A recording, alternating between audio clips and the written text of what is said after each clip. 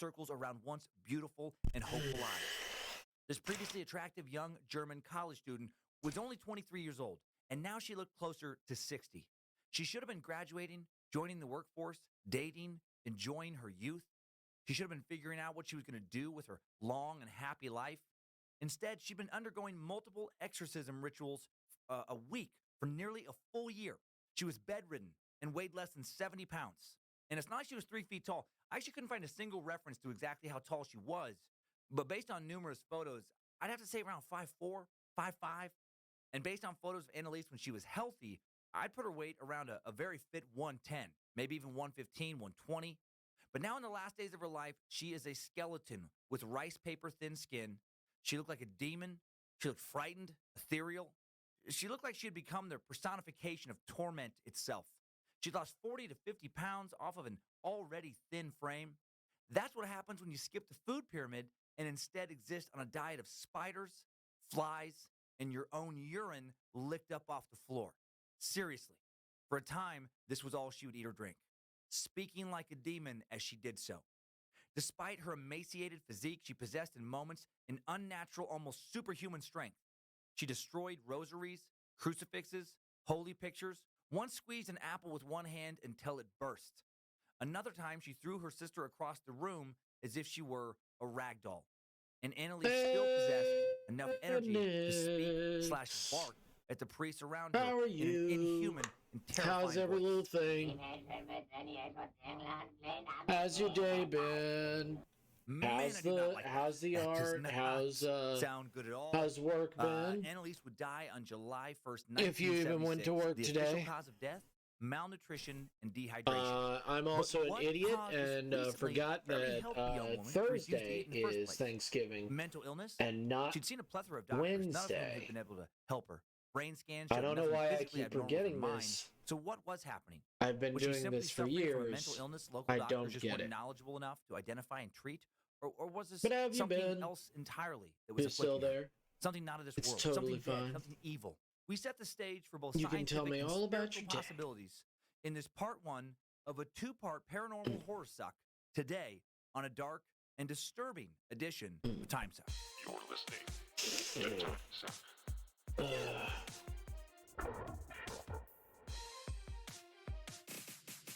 Happy Friday, Time Suckers. I'm Dan Cummins, a.k.a. Senior Suckmaster Supreme, Be right back. a.k.a. Sergeant Suckmaster, a.k.a. Prophet of Nimrod. And you, indoctrinated drinker of that sweet I can't hear you. sauce Oh no. known as the Cult of the Curious, You can't hear are me at listening all? to Time Suck, the 20th bonus episode.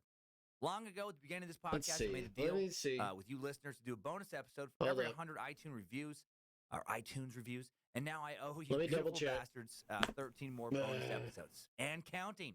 One every 3 weeks is the Let's most I can kick see. out. And so we have another Friday bonus episode coming every 3 weeks for at least the next 39 weeks. At that rate, or at the rate you review, pretty soon we're going to have them coming for like over a year How about out in now? front of us. Can you hear me I now? appreciate it so much. I appreciate the reviews so much. The most recent review, as I write this, written by iTunes user middle-aged white woman, I love that, as a subject of Bojangles Dance Hold for up. Me. And she writes, my 12-year-old puppy just passed away. I will name the next furry love of my life, Bojangles, the Danimal. Let's try middle-aged white now. woman, thank you for the 5-star rating. So sorry to hear about the passing of your puppy. I've been there. Let's try now. When the time is right and you get a new fur baby, I will be honored to hear that the name Bojangles will be bestowed upon him, and I'm certain he will be a mighty snuggle warrior. Thank you for your continued support, for continually spreading the suck. Thanks to all of you. I hate that. ratings, Oh, reviews, I hate subscriptions. that Keeps Time Suck reverberation. up in the comedy charts where future suckers can find it, be brought into the little fun fold we got here. Okay, we've been heavy on a heavy religious theme the past few sucks. Unintentional, it just works out that way. I remember a while back we were on like a medieval Europe one, just unintentionally for a while. But since it has worked out that way, it felt right today to throw a bone to our awesome non-religious suckers as well. One of our very own Time suckers, John Bonner. I thought I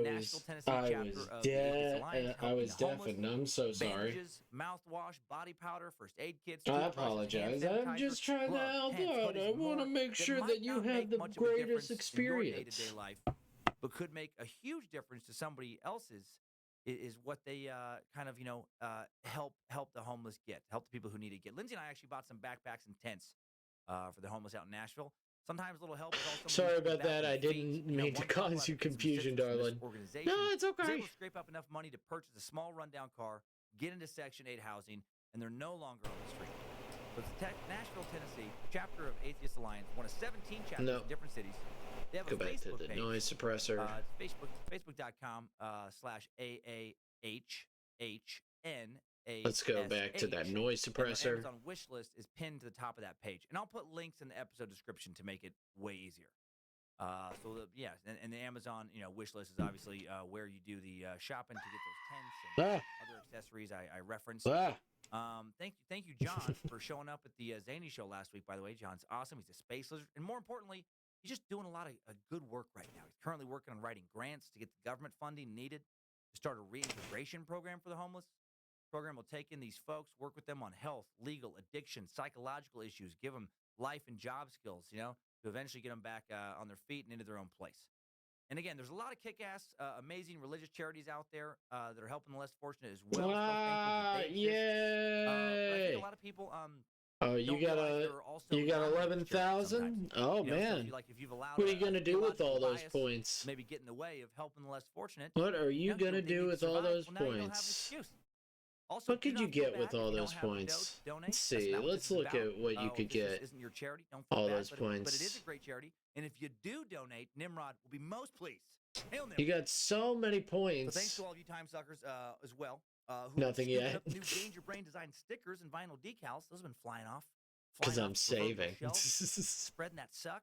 What are you saving it for? Danger Brain. I love saying the name of the official suck designers. If Michael motherfucking McDonald, I keep forgetting, not in love anymore.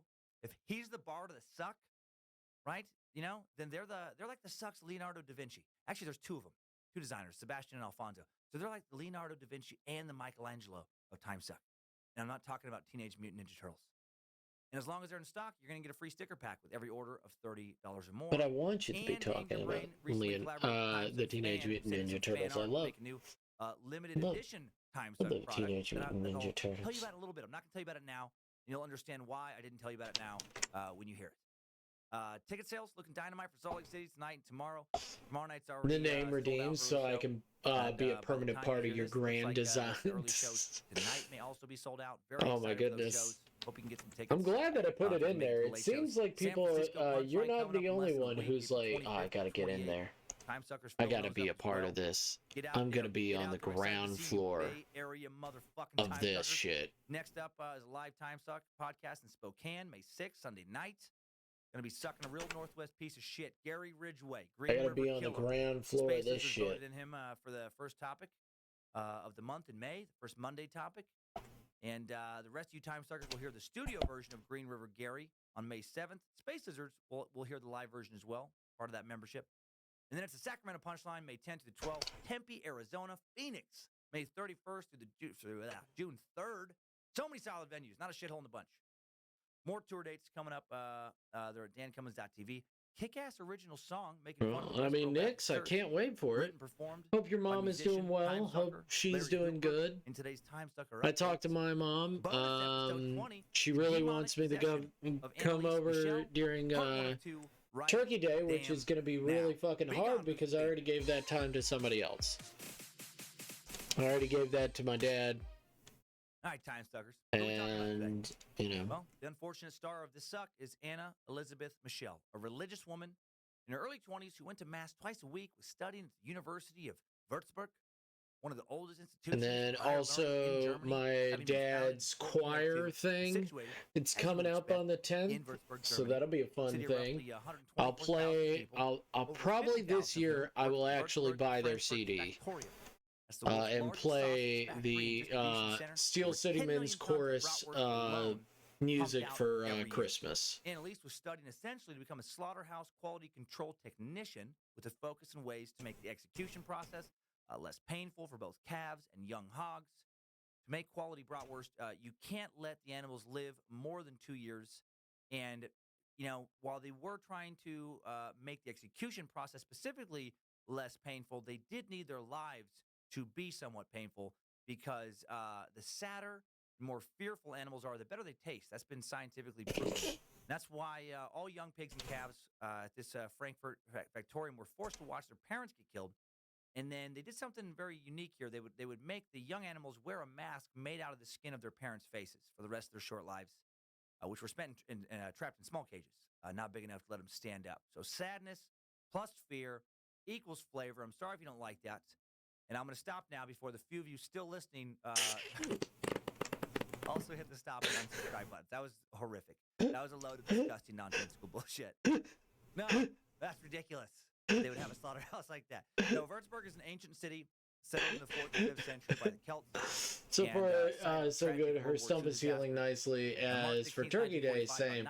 I've been involuntarily shanghaied into making this a family affair when I made plans with my friend to eat at her house this year. That is a lot of destruction, especially. Well, sometimes people fucking want your attention. I totally understand it. You seem like a fun guy.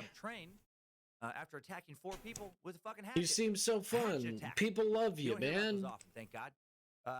I can understand where they want to hang out with you. They're like, oh man, Nick's, he's so funny. Residents in all of Europe, one of the few buildings that survived that fire. He says this really funny joke where he's like, I don't want to be here anymore. With over 300 rooms. It is. I feel awkward and weird. Stuck into a little time sucker. It's very funny. It makes me laugh every time. It looks like it's roughly the size of a medium-sized shopping mall, but like the most high-end shopping mall you've ever seen by far. And it's just, you know, it's a personal residence, just the perfect home for a family that wants to live under the same roof, but also be able to live their lives and go months without seeing each other. Würzburg is a picturesque, medieval-looking city, roughly an hour and a half drive east of Frankfurt. Very green, lots of cool architecture. Not a place you'd expect a demon to find you. Being present and personable when I don't want to be is so fucking exhausting. I can't stand it. See, these are the comedy jokes that you get from this, from Nick Susky. He says things like this all the time. And recently, I barely do it anymore. With what her family believed to be a demonic possession. Functioning like a normal human being. Her family was super Catholic. It's very weird. She started it's very difficult. Strange possession-esque symptoms right around her 16th birthday. They didn't just run straight to the church. The first occurrence was passing out in school, shrugging it off as exhaustion brought on by vigorous studying. After going to bed that same day, just after midnight, she woke up. She couldn't move. The old sleep paralysis / shadow people. Shadow people. We spoke to them in Time Suck 59. They'd struck. She awoke to feel a giant force pinning her down to her bed. Sat on her stomach, pressed her abdomen, pressed it so hard she could feel warm urine spilling out from her body, powerless to stop it. She could barely breathe. She tried to call out to her sisters, but no sound would come out of her mouth. So whether or not there was a paranormal force behind this, you know, pretty damn scary. Whether it's sleep paralysis or shadow people, both ways very scary. I'm recording this one with the windows open intentionally here in the Suck Dungeon to let us, and all of the lights on. And I'm still getting fucking creeped out. And still out of the corner of my eye right now, I see movement, and I don't want to look at it. I'm sure it's somebody walking down the street. Everything is freaking me out now when I read about this stuff. God dang it. Okay. So whether or not there's paranormal force behind this game, scary. And then it happened again about a year later. We'll talk about this all again in the timeline. For now, I just want to establish that a few strange incidents like this happened in high school, and then initially, her family didn't think the problem had supernatural roots. They thought it was a medical issue, and they took her to a neurologist, referred to them by their family physician. So good job, parents. You know, they took that shit seriously. And that it's psychotic. The horror aspect what is normal? Because normal is fucking weird to me. Why do people want to be in a room full of people who they barely like? Actually, the Exorcist part is maybe not shocking, as I found out. That's the thing, buddy. I think they actually do like them. Look into exorcism.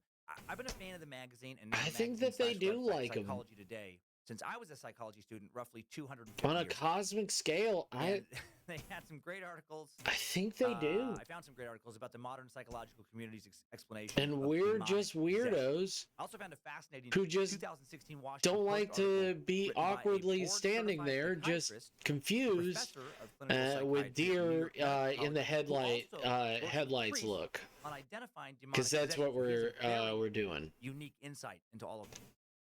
So let's talk about. And then I gotta add shading to this, but I want to finish the town's look. Is the emotional reaction of the analyst to the subject's contribution. And if I don't want to be around people, I hide in my room, but they just invade my space, and I think I'm an asshole when I tell them to get out. That might have sounded a little confusing, but like for my example, mom doesn't understand that as well. Of like, hey, I really need to go. I don't want to spend time. I kind of want to just go home and chill on my day off and not hang out with my mother. Unwittingly lonely and isolated. So the patient's doing something super fucking annoying. And like my dad understands of like, I've been here for dinner, and now I'm going home. Then there's this concept of thank you for the dinner. I really appreciate it, and he totally understands me just being like, well, I think we've talked for over 2 hours.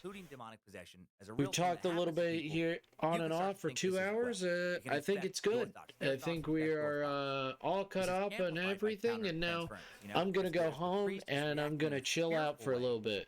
Because they're afraid of that. Dad completely fucking understands. You can, that can be transferred to you. Then you can become fearful of the same thing. You can pick up on it even like subconsciously.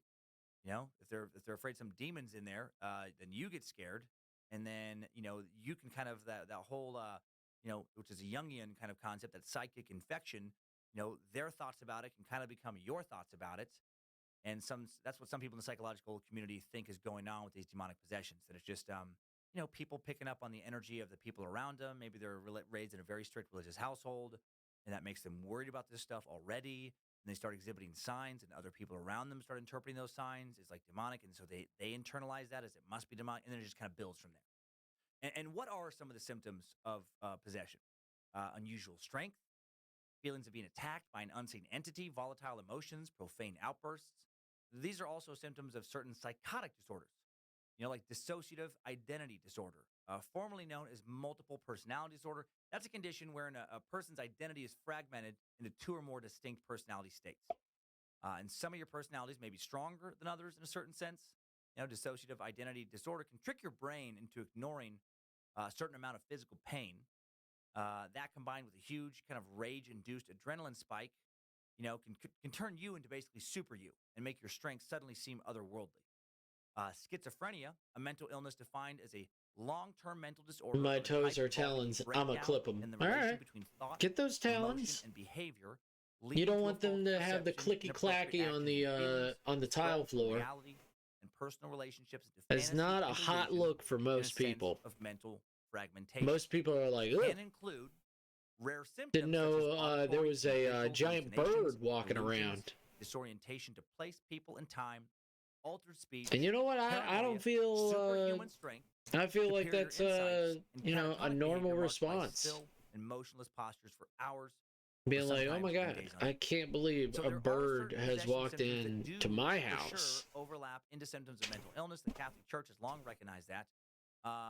And these symptoms have been proven to be curable, or at least able to be managed with antipsychotic medication, other psychological medications, and therapy.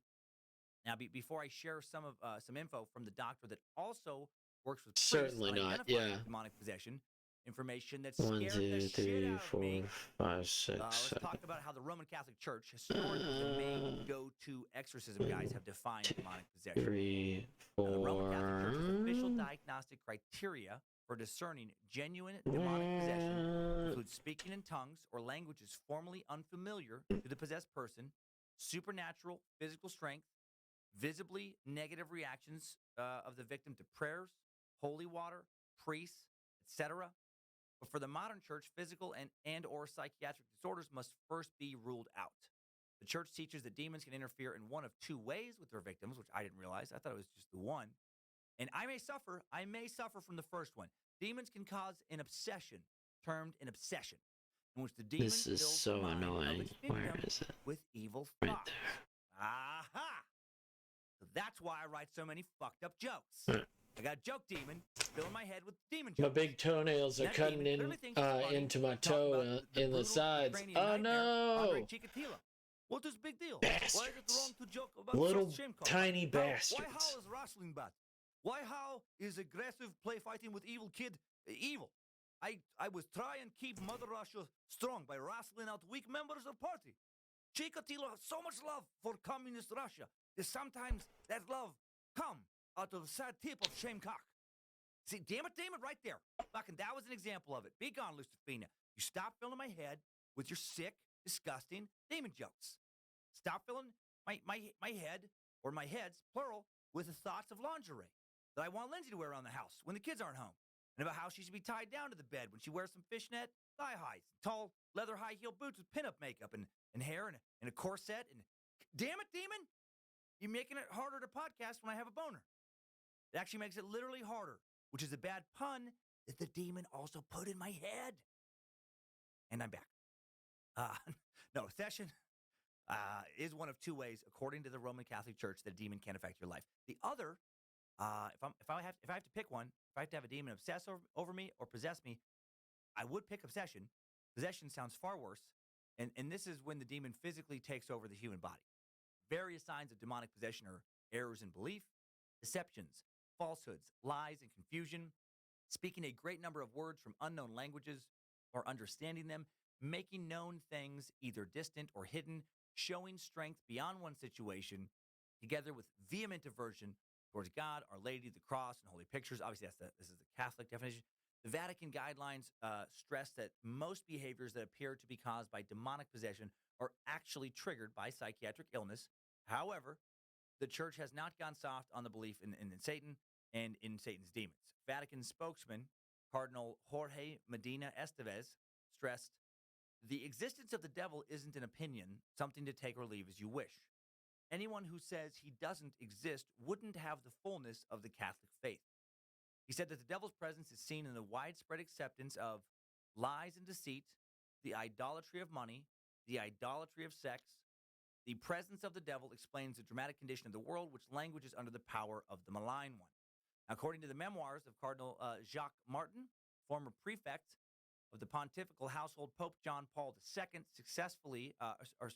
prefect of the pontifical household, Pope John Paul II I should have soaked my feet first. Yeah, apparently you she was know, brought to him you live riding and on the learn. ground, Father You Gabriel hang on North the edge of told, tomorrow. Stampa, an Italian newspaper, that the Pope has carried out 3 exorcisms. Or that he did Those carry big toes were exorcisms deep in the side of my toe. No! he carried out these Toenails? because Why he wanted would to you give a do powerful that? example. Oh!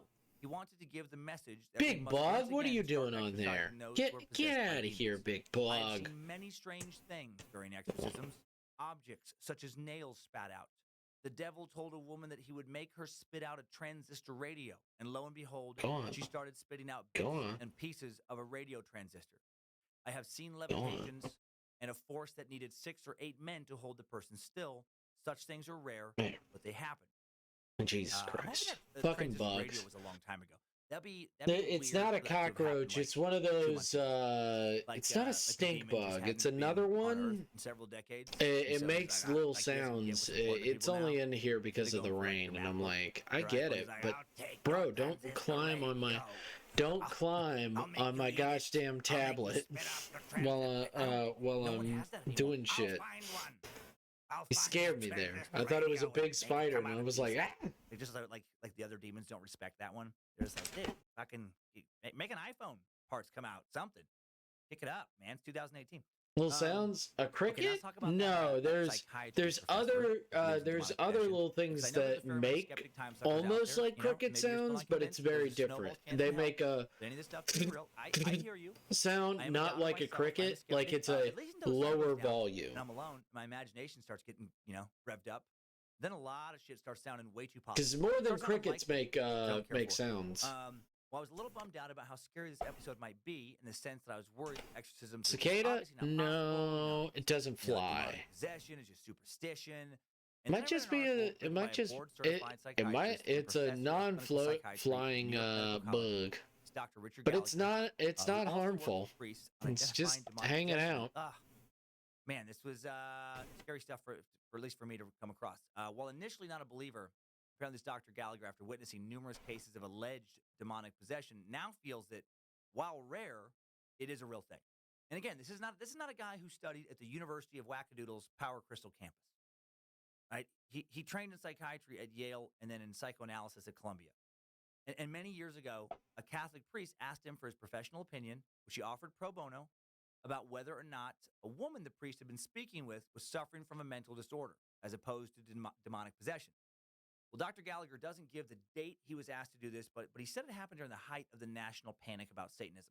Remember when we talked about that in the Mandela Effect episode? That was Suck 31. And based on that and how old he looks, I'm strongly assuming this happened in the late 80s I or don't know. early 90s. I couldn't tell you what kind of bug it is.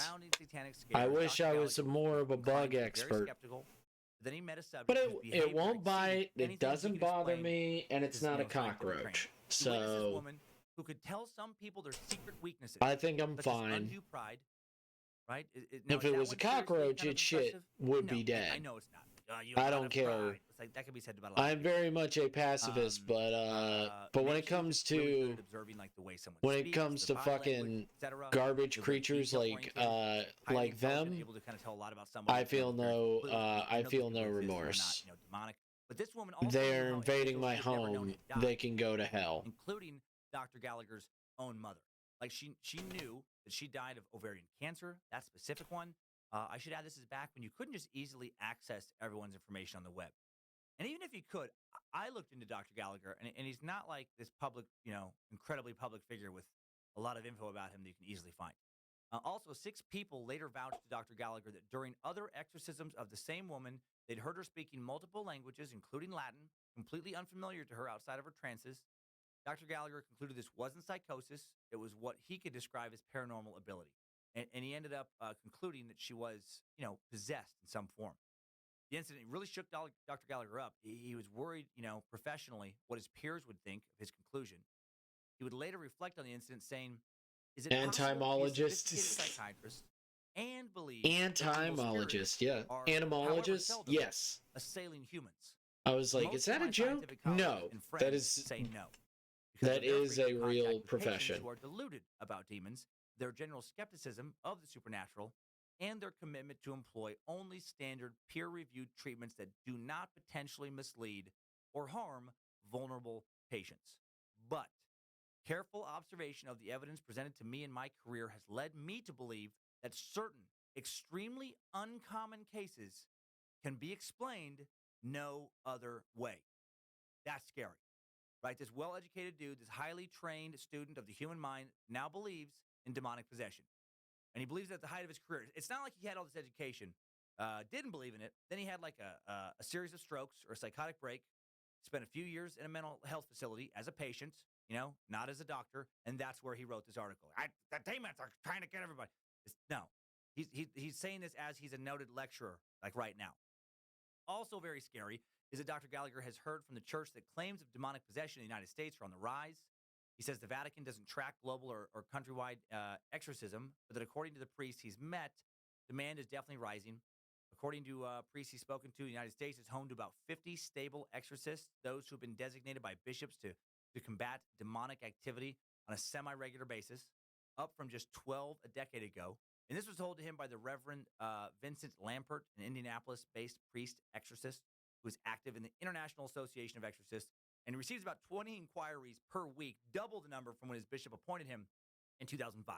It's a bummer. Dr. Gallagher has heard of subjects at exorcisms he wasn't present at exhibit the extraordinarily rare phenomena of levitation, saying half a dozen people I work with vowed that they've seen it in the course of their But thank you for hanging out with me, Nix. I do want to say that. I do appreciate you hanging out with me, even for a moment. I know I say it all the time of like thank you and everybody, but like seriously, it is really nice when I hang out with people. Not having witnessed this stuff personally myself, I am still a little bit skeptical, but again, it's not like this guy found his degree in the bottom of a box of Cracker Jacks. It's not like you got, a 3-pack. Thank you for being a real cool guy.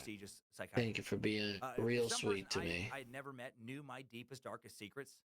And then announced. I know everybody else has other things to do. I totally understand that. At that point, like if I had never recorded, which is unusual for most people, my deepest, darkest secret in stand-up form, and released it on the Feel the Heat album. This is the one you Space Sisters got when you signed up. It's the track called Feel the Heat, which really is true. I wish it wasn't, But on that track, I admit to burning my penis on a bathroom space heater when I was 5 because I felt like my snake dick needed to bite the grill. That was something I truly never told a single soul. No one for over 30 years. And if I was in an exorcism and then some demon would just like, Dan Cummins, how is your cock? Do you still wonder if you did permanent structural damage to your urethra? When you wondered how hot the bathroom heater grill was and you stuck your dick on it? When your mama left the bathroom when you were 5 to take a phone call and you hopped out of the tub, shut the door, pretended your penis was a snake, and then decided your little snake weenie needed to bite the heater to nibble it? Do you still question how solid the basic foundation of your mental health truly is? I would lose it. I would lose it. I don't even know how I would react to that. Like, part of me thinks I would just like crumble to the floor, just in a weeping fetal position. And I really did do that. That's not some story I made up. I wondered how hot the grill on the electric bathroom heater was. I had a strong sense of curiosity and some real weird thoughts, obviously. And I used the inside of my penis to find out. I bit it. I had my little wiener snake, and I bit the grill. Classic trial and error experimentation. I'm sure you've all chomped stuff with your ween snakes. If you have a ween, probably haven't. But seriously, what if you don't believe in any of this shit?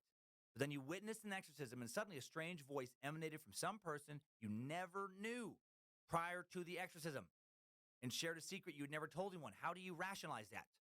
If someone's like, hey, dog fucker, still thinking about sticking it in the golden retriever like you did on May 12th, 1984, 12:15 Pacific time behind the Anderson shed because you just needed to know if it was possible and how it would feel? That one is not mine. That's completely random nonsense I made up. Not trying to shame you if you're a time sucker who also is a dog fucker. I should actually probably shame you. That's pretty terrible. You should be ashamed of that. Not saying you're a horrible person, but that is pretty gross and unethical. And I do realize there's a few of you who probably didn't care for that example. I'll tell you one person, or one entity that really didn't care for that example. Bojangles. That muscle takes shit from no one, 3-legged, one-eyed pit bull mascot of Time Sucker. Bojangles wishes everyone was a dog fucker, or even better, more edited. Was it green in color? No, it's brown. No, it's brown. This is the second time I had to record today's Time Suck because the first time I made that joke, it's a brown little boy. He was gone. I haven't killed him yet. Hopefully he'll find a way out. I'll stop. What I'm saying is, when it comes but I have to not killed him. I feel like a lot of people are in a believe when I see it camp. I am one of them. We'll find out. UFOs, cryptozoology, the rest of the paranormal world. And I haven't seen any of this stuff, firsthand, full disclosure. But this week, the more I look into this, the more people I talk to, the more I start to think maybe. Because a lot of people do claim to have, definitive first-hand, hand accounts with this kind of stuff. This past week when the sun's been down for hours and Lindsay goes to bed, Kyler and Monroe are with their mom and stepdad this week. Can you take a pic? Well, I gotta find him. I think, fuck. I let him go. Maybe. Starting to sound like problems. And he has found a way to. I think he has probably found a hiding spot. Of what demon possession may so, be, and who it may. Don't know where he is. Annalise, that's a good question, but further, he isn't. I know he's not poisonous, so that's all I need to know. By the 2018 Pootie and Juju Con, held in lovely La Jolla, California, just outside San Diego. The 2018 Pootie and Juju Con will take place this May 24th, 25th, 26th, 27th, 28th, 29th, 30th, 31st, and also on June 1st, 2nd, 3rd, 4th, through the 15th at the La Quinta Inn and Convention Center. There will be Pootie and Juju voiceover artists from the classic 1960 through 1965 Saturday PNG morning cartoon series, Pootie and Juju's Magic Twinkle Hole. Max Wiggaby and Danielle Vagahooten, the stars of Pootie and Juju's Magic Twinkle Hole, the voices behind those classic PNJ phrases that they gave to a whole new generation of kids. Put it in your lunchbox, Shirley. Do a little do-diddle, Pootie. Also attending will be the grandson of Pootie and Juju creator Jamal Johnson, who will have his grandfather's ashes, the great Reverend Dr. Antoine Jackson Esquire III, on display for the entire event. So much fun. There will also be trivia nights, neon bowling, tilt-a-whirls, knife fights, pudding wrestling, jello shots, costume parties, and Q&As with everyone from Clint Eastwood, who voiced one of the animated series' most notable villains, Kitty Von Tweedlebiscuit, who had her own popular catchphrase, "No one stops my dingle hop, not ever." Forrest Whitaker, Sarah Bareilles will also be in attendance. June Beetle. Probably. Cool shit. So got me looking at bugs. Hate bugs. They're creepy. .biz, .net, .com, Maybe it's a June Beetle, and order your which is weird because it's all the way in October, but if it's a June Beetle. Reference Time Suck and get a free Pootie and Juju coffee mug. Put it in your lunchbox, Shirley. Okay. So obviously that was nonsense. I could not make it through that. I wasn't telling you to look at bugs. You made that decision on your own, Nix. Coffee mugs in the Time Suck store. I'm not kidding about that, like for reals. Time Sucker Nate Smith is what I was referring to. I don't even know what time it is for you, Nix. Hope you're not too tired to hang out with me. And then Sebastian and Alfonso. And if you do get too tired, just let me know. It's totally fine. If you have to get on to get rest, it's totally fine. They say, put it in your lunchbox, Shirley, on the back, and Culturally Curious on the front. Or I guess coffee mugs really don't have a front and a back. One side says one, one side says the other. They're $15 each, and there is a limited amount. It's a limited edition mug. Only 200 exist, and when they're gone, they're gone. So if you want them, grab them quick. That was fun. That was too much fun for me. So now, let's get to know Annalise Michelle with the Time Suck timeline. Strap on those boots, soldier. We're marching down a Time Suck timeline. DMD. Is that what it looked like? DMD dimmed it. Annalise is born Anna Elizabeth Michelle. Let's see. In Bavaria, West Germany. A little town of 4,000 people. Nope. An hour and 20 minutes. Close. Northeast of Munich. No cigar. Where her mother, it kind of has a spade. Kind of has a spade. Her parents, excuse me, Annalise's parents actually lived in Klingenberg, like a spade, Maine, but a little town of 6,000 people. It's close, and it's a darker. It's a darker color, and it's a less than 45 minutes from but it's got a spade. Raised, where her father, Joseph Michelle, owned and operated a whoopee cushion testing facility. I mean, sawmill. Such a better story, right? If her dad owned and operated not just a whoopee cushion factory, but a whoopee cushion testing facility. Oh well, damn facts get in the way of our fun story. Anna was the second child of her mother, Anna Ferg. Her older sister Martha died at age 8 from a kidney ailment. Excuse me. Annalise's mother, Anna, before meeting Joseph, had worked in the office of her father's whoopee cushion testing facility. No, sawmill again. Actually, sawmills on both sides of the family. A lot of wood in the beginning of this timeline. Annalise's father, Joseph, was raised in a very Catholic family. His mother desperately wanted him to become a priest. 3 of his aunts were nuns. Joseph himself considered becoming a priest, but while he got good grades and everything else, wasn't good at Latin. So, no mass for him. Instead, he took over the family business, testing those fart balloons. Now, he took over the sawmill. Spent his days working with some hardwood instead. Now, then at 22 years old, he was drafted at the outbreak of the Second World War to fight for Germany, which is a pleasant way of saying he was a Nazi. Isn't it amazing how different words describing the same thing conjure up such different images? I mean, he fought for his country in the war.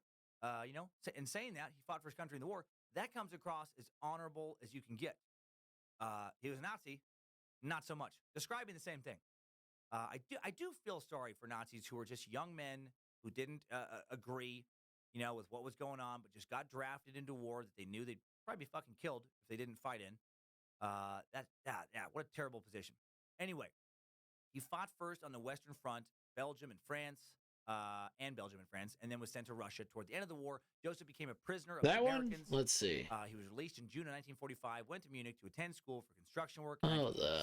Summer 48, passed his master's examination in carpentry. Took over the family it's a business bit more of a spade. Anna 2 years later. It comes to a sharp tip. Klingenberg children would learn but it's getting closer. A brilliant swindler who, according to early versions of this tale, passed through Würzburg. And also, you don't have to do this. Nix, you don't have to do this. Where Annalise would later attend college. And this Dr. Faustus would pass through there, and he made a pact with the devil, who in the end murdered him, tearing him limb from limb, and battered his brains against the wall. That was a kid's tale. Fun kid's tale. Sure the kids love that one. Could you tell us more of Dr. Faustus, Papa? Please, more of the arms being unripping from this body and brain the smashed and flattened on wall. Please, Papa. Please, more Dr. Faustus. It helps me sleep. And again, that was a German-ish accent. They slip in and out. Students also learned of witches in Klingenberg. Here we go again with the fucking witches. Apparently, witches have evil powers that they can use to curse others, and the curses can last long after the witches die, and they can make innocent people sick or rob them of their sanity, and it can't be cured by a doctor. And these are like popular tales floating around as all I know, Nix, and there is would be that who would believe that she had been a victim of one of these witches' curses. Remember earlier when I was on the possession thing, might be real train? This has almost caused me to jump. I may believe in possession. I'm open to it. Not so much with witches. Witch talk to me always rings of just such superstitious ignorance.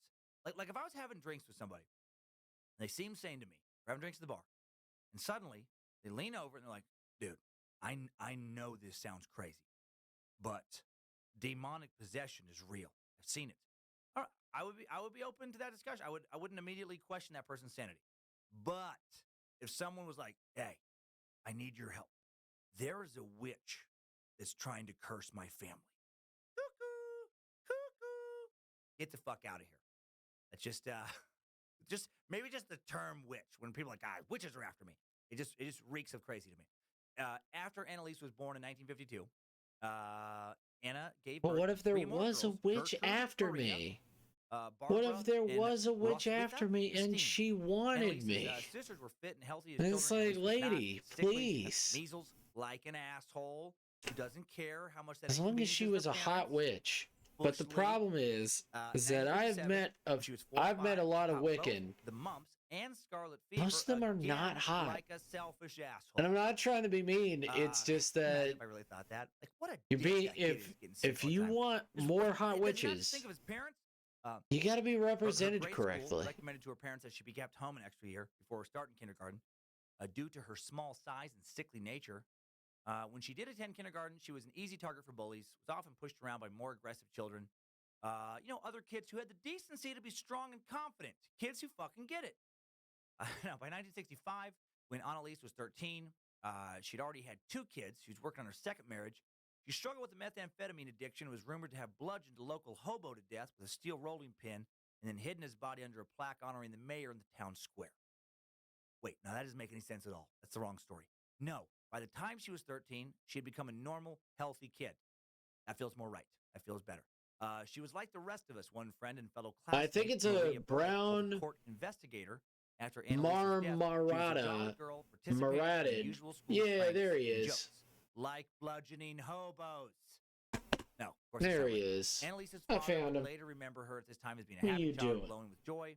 What are you she doing? Did play the accordion, which, as it turns out, is exactly how you get possessed by a demon. The accordion, the devil's hand piano, second only to the keytar in terms of being a musical conduit to the Dark Lord. But for real, she did play an accordion.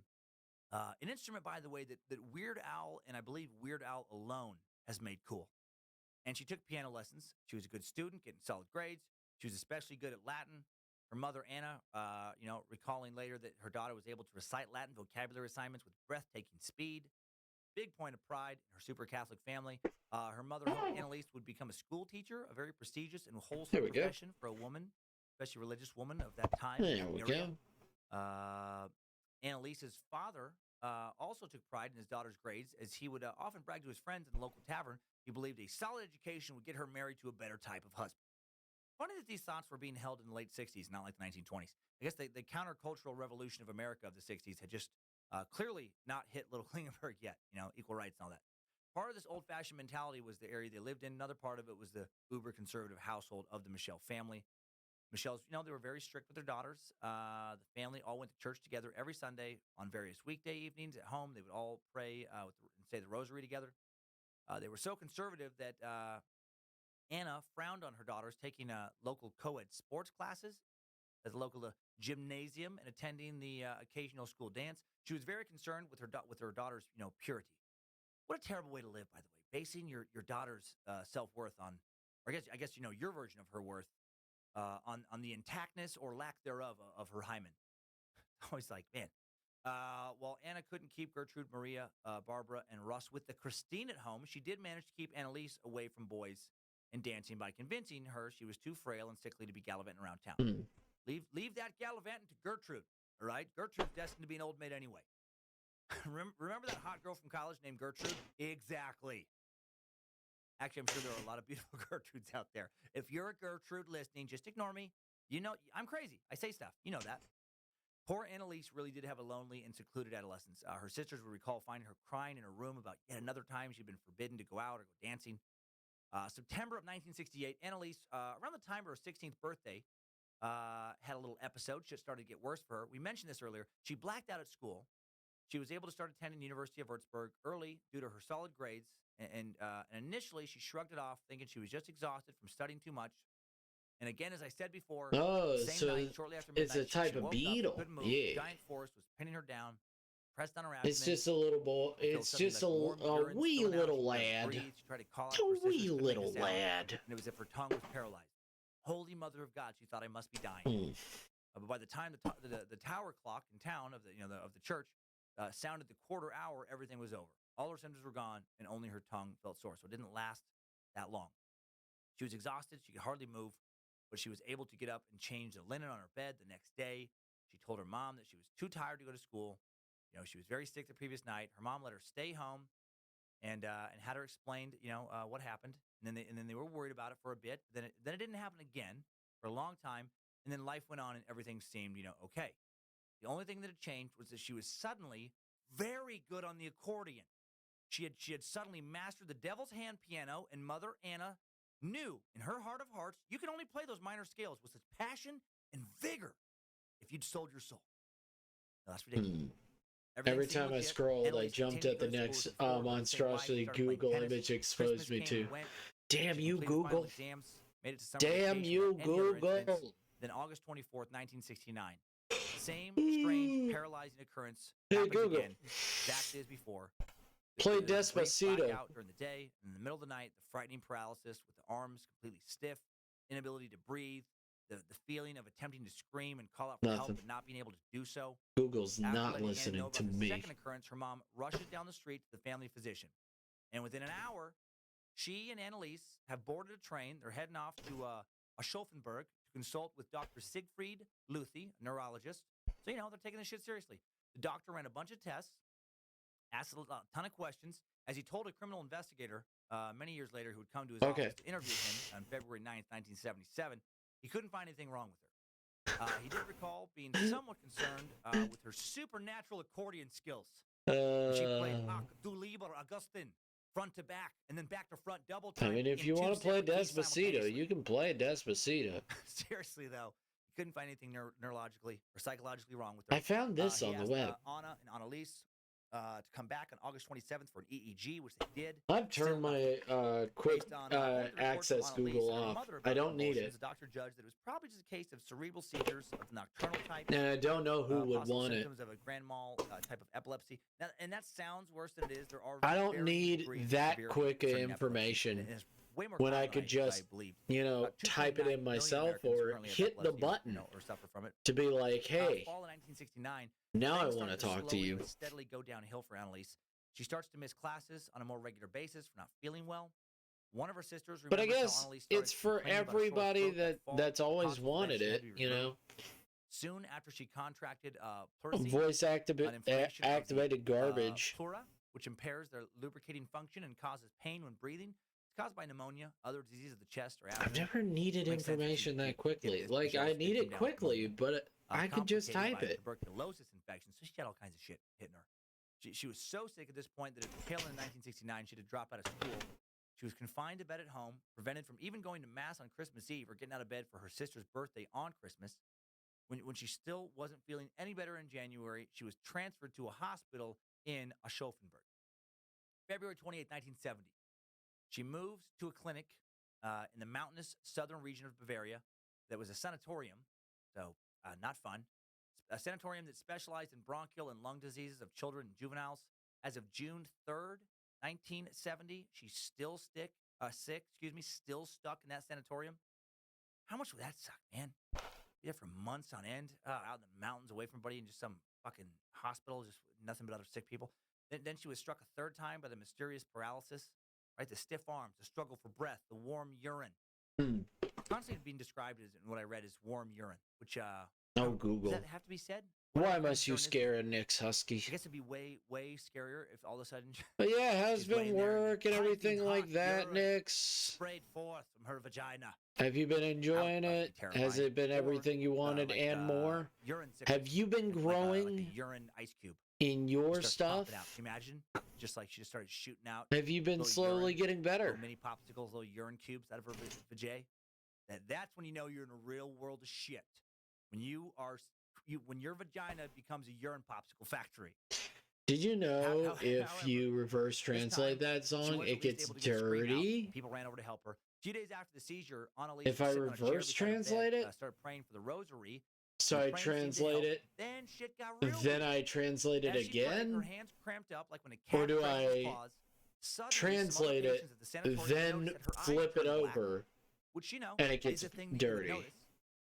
Annalise didn't believe the other patients because she felt great. She felt uplifted from her prayer. She got up, looked in the mirror, and noticed that her eyes were definitely darker than usual. And what was also odd was she suddenly looked extremely I would love to know the dirty version of this song. Cheek, looked like she had just and play it with the Kids Bop version, Despacito Spanish version to English. Oh, okay. Von Holler, another neurologist. I mean, I can look it up. Demonic accordion abilities to figure out what the fuck's going on here. That's a quote. Now that is a quote, but it's not Dr. Von Holler's quote. It's mine. He was a neurologist though, and he reported an EEG on a brain noggin that showed a regular alpha pattern with scattered theta and delta waves. Nothing pathological, nothing alarming. He recommended anticonvulsant medication for her seizures, and while it is believed she took medication at this time for this, not known exactly what she did take. A few days after the whole claw hand, black eye experience, Annalise tries to pray away her pain once again, and this time when she suddenly, I've been looking at you for a long time. I must dance with you today. Best way to describe it. Daddy Yankee. I saw that look in your eyes was calling me. Show me the path that I will take. Oh, Louis Fonsi. You're the magnet, and I'm the metal. I'm getting closer and making a plan. Simply thinking about it makes my heart race. Now I'm already liking it more than usual. All of my senses are asking for more. We cannot do this in a rush. Slowly. Yeah, Despacito, slowly. I want to breathe in your neck, slowly. Let me murmur things in your ear so that you remember if you're not with me. I want to undress you in kisses slowly, firmly on the walls of your labyrinth and of your body. I want to create a manuscript. Okay, alright. So this is like WAP all over again, but WAP is obviously sexual. Grimacing demon face. Leaves her terrified. And after seeing this face, it's softcore porn, yo. It's a softcore porn script. She's kept in the sanatorium for another 6 weeks after the EEG. She becomes more afraid of prayer because every time she would build up the courage to try to pray and say the rosary again. Oh, I get that. Which was an important part of her faith. She would see that demonic face, that terrifying face that she began to fear lived inside of her. So basically, life is awesome. Things are going really well for her right now. On August 11th, Dr. Von Holler checks her EEG once more. Hello there. Still finds no regular. Hey, General. Asked her how she was feeling lately, and all she mentioned was that Leave it, Bieber. She felt that way. She didn't mention the whole I see it. I used to watch that situation. Only because it was they had it at my school. Her sisters find and her, they would let us watch Leave It to Beaver in the morning. Annalise just blames it on of like life lessons with Leave It to Beaver. And I felt like we learned jack shit all. What you vibing? No, we're listening to Time Suck. What you up to, General?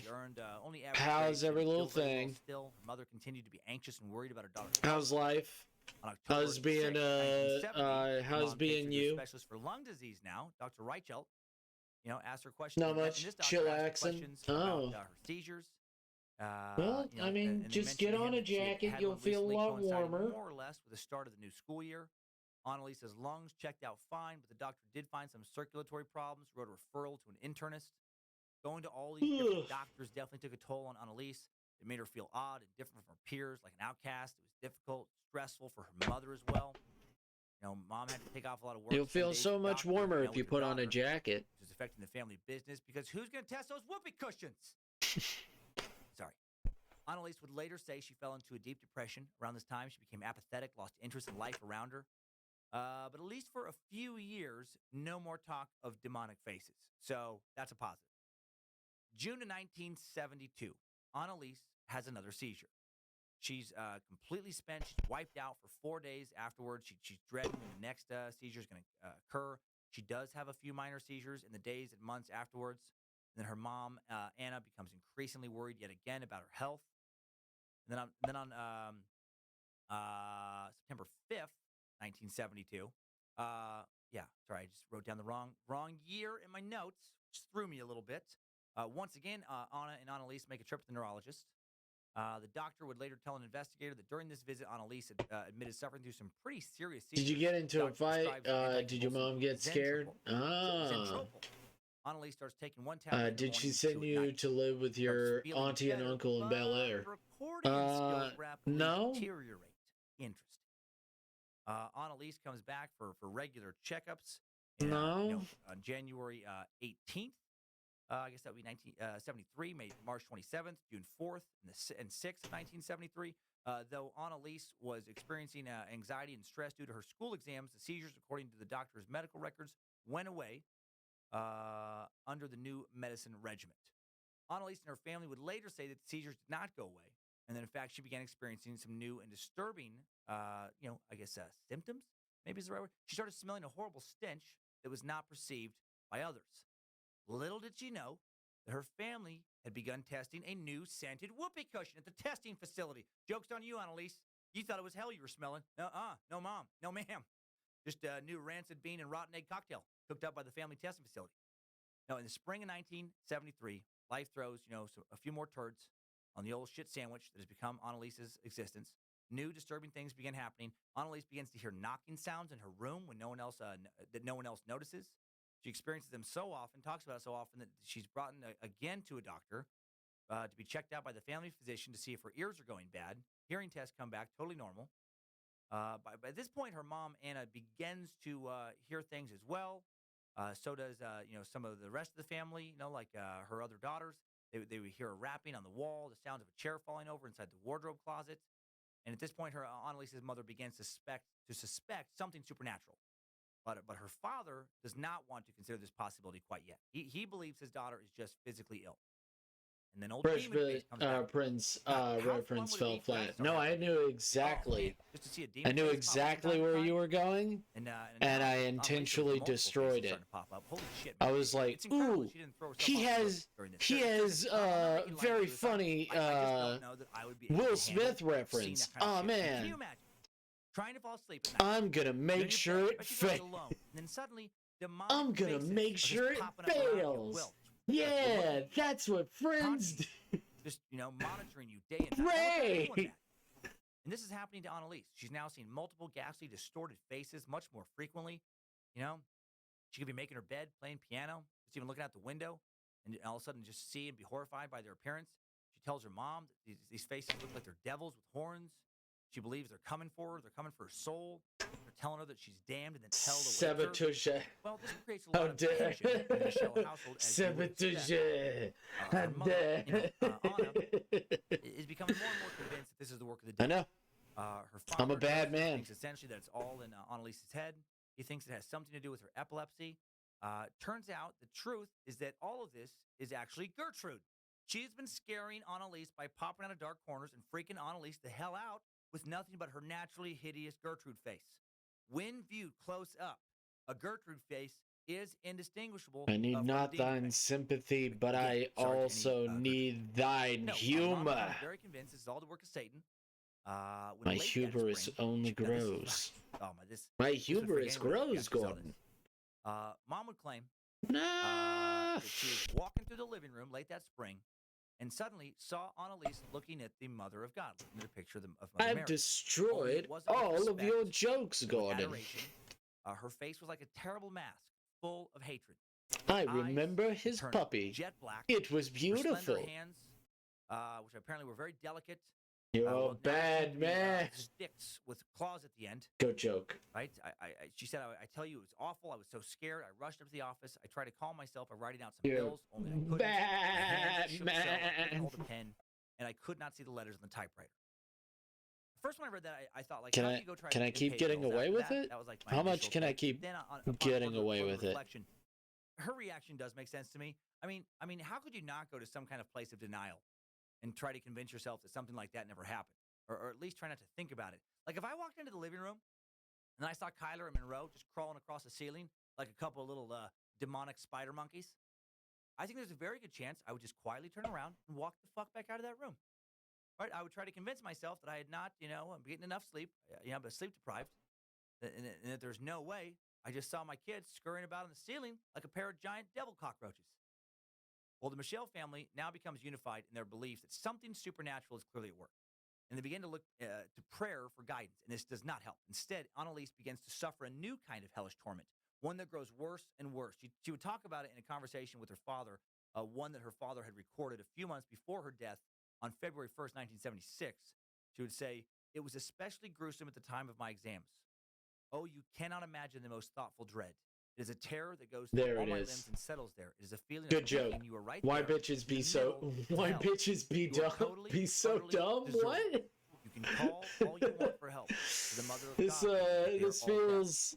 I think that's this feels pointed. What's up? They say he was beset by why do bitches need to be dumb? I don't know who these bitches are. Did you was this a personal thing, or is this just another reference to something? She's been abandoned by God, right? Like she's seeing demon faces. She's getting caught. Am I the bitch? Staring at a picture of Mother Mary with black demon eyes. And then on top of everything, she gets sick, physically sick again in the spring of 1973. Garrus, am I your dirty little secret? Which are just like regular measles, except they're incredibly anti-Semitic and are constantly trying to start world wars. No, German measles, also known as rubella, basically a milder form of measles, terribly unpleasant, and typically a disease encountered in early childhood, like in infancy. And because this childhood disease came so late for Annalise, her parents, they got worried again, consulted a physician. They went to a new doctor this time, Dr. Keeler. So many damn doctors. And Annalise confessed to this new doctor that she felt she was growing more and more depressed. Yeah, I bet. And that she was starting to have suicidal thoughts, but just felt like she was too much of a coward to go through with them. Well, summer of 1973, her father comes up with something new to try. He'd take her to San Damiano, a church and monastery near Assisi, Italy, built in the 12th century, a miracle in which St. Francis heard when St. Francis, claims to have heard Christ, occurred in 1205 CE in this church. And here's the miracle as recorded by the church.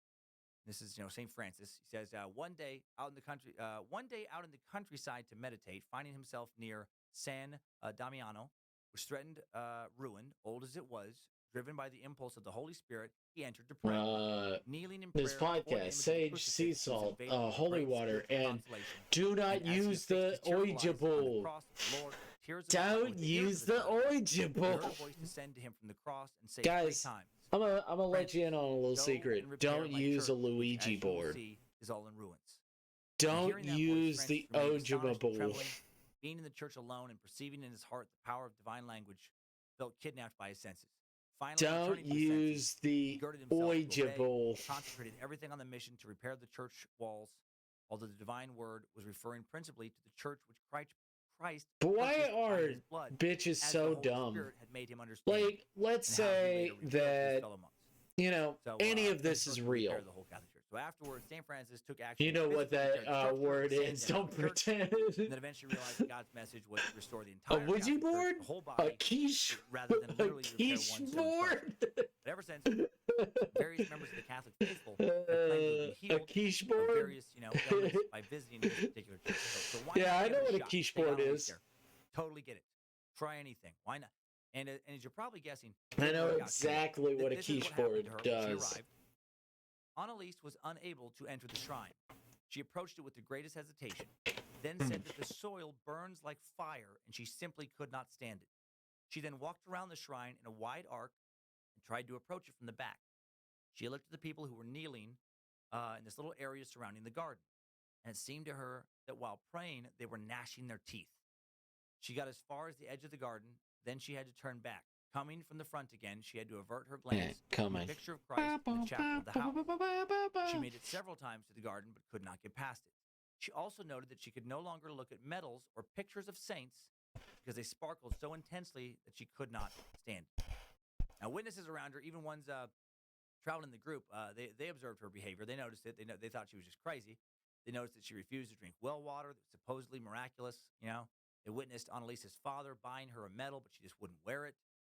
She claims that when she tried to put it on, she couldn't breathe. Annalise could not help but notice that people were talking about her, and but even though she was aware that people were talking about her, nah, that was in Africa. Crazy, she wasn't able to change the way she was behaving, say that her will was not her own, and it's something else, someone else. I don't know what you mean by that, but and then on the bus ride home, shit got even worse. Annalise mocked Frau Hein. I don't know if that's an O moment or a voice like a man. Okay. Simply just wasn't Annalise anymore. She tore off a religious medal that Frau Hein was wearing. First of all, she exuded I'm glad for you, man. You know what? I'm real excited for you, man. That's what was written. Everyone in the bus could smell it. It smelled like burning shit. Burning shit, man. I'm having a hard time coming up with the worst smell. What would be worse than that? Maybe, It's what? I don't know. Maybe burning shit that someone's eaten and then thrown up and then set on fire again? I mean, is that worse? Or is that just more gross to imagine? Finally, after all this, in late 1973, the possibility is dude, I just don't know how you want me to react to it. Like, do you want me to be like, oh, shit, consider an exorcism. Get some rest, man. And that is what takes us. Dude, you got work tomorrow. Get some rest. Don't be like me. Good job, soldier. You made it back. Barely. Don't be like me. Be like, I know, time suckers. But only go be like Conrad. Annalise's family, contacting, an exorcist and take an in-depth look at that exorcism. Actually, multiple. I didn't expect this possible possession to be such a slow build. I don't work tomorrow. Damn. That these things came about pretty quickly. Oh shit. I guess not. Feels like oh shit. This, it's manifesting. He doesn't work tomorrow. Let's see. He's too cool. Think about demonic possession by taking a quick peek. Let's take a little gander into the idiots of the internet. Hey, just wondering if you got your photos printed? What? It made sense to go to a video regarding Annalise Michel's exorcism. So I found a BuzzFeed video titled "The Chilling Exorcism of Annalise Michel." Has almost 9 million views. So many weird comments, like you'd expect. Like this one from a Supernova, who says, "Since when did the demon learn how to swear?" They actually wrote "learnt," like with a T, which is not a word. Since when did the demon learnt how to swear? I love that a demon's use of profanity is what this person is hung up on. Look, God damn it. I get that demons exist. I'm not questioning that. I'm not questioning. So that means you get to hang out with us all night, Nix. What I don't get is the unless you got other shit to do. Where is the demon which is fair. Where? Is you gonna learn in hell? But if you got other shit to do, exactly go fucking do it, bruh. Another person gets hung up on something similar. User Ice T asks, "How did?" By the way, hope the drawing's been going well. Why are you getting hung up on this? Any new drawings? Some kind of silly logic rule to the supernatural. If some creature from another realm can pass over into this one, are you really gonna be surprised they can also pick up a language? That's harder. I think if you can fucking morph into different realms, you can probably figure out some, verb conjugation. Zombie Hunter 1376 drops my favorite comment of the thread, saying there should have been Snickers back then. That I laughed so hard when I first read that. I just was thinking about all those Snickers commercials. People are fucking freaking out. They're just being crazy. And then they take a bite of the Snickers, and then and they snap back to being calm and you gotta click on things. You're not you when you're hungry. Snickers commercial. Just fine tune my kobold. Not yet. I've been trying to motivate. I believe in you though. Starbucks asked a very unanswerable question. I believe in you though. I feel like those are always fun. She asked, "So when she died, did she go to hell with the demons?" As if someone's going to come back like, "Yeah, no, she did. She went there immediately. They took her. They tied her down. They put her on a demon sled. They dragged her down to the 14th level, where you get taken if you die during an exorcism. You stay there for 500 years, right on the dot. 500 years exactly. Then you get brought to purgatory. Your salvation case is evaluated by a heaven judge. Like, what the fuck are you talking about? Why would you ask that? How could anyone answer that? People ask that expecting a real answer. Tarinka14 asked what I think is the smartest question in this comment feed. This person asked, I wonder if this ever happens to somebody who was not raised in a strictly religious household. Like if somebody who never grew up even knowing there is such a thing as religion, or demons. I wonder that too. I mean, probably pretty hard to find somebody who isn't familiar with any. I mean, I guess you have to go to like some tribe of people, but I feel like even like the tribes have like witch doctors. But I do wonder about that. Like are demonic possessions limited to people with a strong familiarity with religion? But if you, I believe in you. I know you can do it. The only people it afflicts. I feel like that would cast some doubt on its reality. I got to try and remember to look into that in part 2. And we'll end on Steel Perfect's comment, the funniest one in the thread to me, that said, I immediately thought, who knows what burnt feces smells like? That is a great point. Like how does one know what burned shit smells like? That's like a very specific reference you're making. Like, I mean, I feel like we've all smelled shit. We've all smelled it. We've all, produced and smelled it. I smelled a lot of burning things, but I've never smelled, to my knowledge, burned shit. I gotta say though, now a part of me wants to go burn some shit and then smell it. Maybe that's the video I make. Maybe that's the video I make that truly goes viral. Maybe that's how you make a viral video. You burn some shit. If I ever get the chance to talk to a demon, I genuinely ask about it and its existence rather than exercise it. No one bothers to just talk to the demon. Well, the thing is that as far as we know, we'll dive further. They lie. They lie about fucking everything. On Monday as well. As far as current thoughts go on all of this, for me, so jury's still out. Jury's still out. I would ask why. I'm open to believing something. I just find it interesting that Annalise has seen a lot of doctors, a lot of medical throw it into an existential crisis. It was in the 19th century. It wasn't. I would just ask why. It seemed like they were able just to, why? Really help her at all. Why? But I also find it interesting that she was raised in a very religious household, where you grow up with the belief. Why can't it just be cool? Like, if she hadn't been, would why can't it just be a cool? If demons are real, also interdimensional creature on the religious. That to me seems pretty unfair. Like, why not fuck with some atheists? I mean, wouldn't their soul be easier to take? Possibly. Like there would be no God for them to cry out to for protection, or they wouldn't think to cry out. Maybe that's the better answer for that. They wouldn't think to cry out to God because they wouldn't believe in a God. Are some souls worth more than others to Satan? Does taking a righteous soul piss God off a little more than taking some dirtbag soul? I don't know. A lot to think about. A lot to think about. A lot more research to be done still. Looking forward to doing it. Looking forward to finishing this 2-parter. For now, let's reassess what we've already learned with some top 5 takeaways. Time suck. Top 5 takeaways. Number 1. Annalise would die on July 1st, 1976. The official cause of death would be malnutrition and dehydration. Mm-hmm. But what really happened? What are you learning, in this suck? Where are you leaning right now? Possession? Mental illness? Both? Number 2, board-certified psychiatrist, professor of clinical psychiatry at New York Medical College, Dr. Richard Gallagher, also works with priests on identifying demonic possession, and after witnessing several possessions himself, now believes in demonic possession. How scary is that? How does that possibly change your views? Number 3, in addition to possession, demons can allegedly also attack humans in a way known as obsession.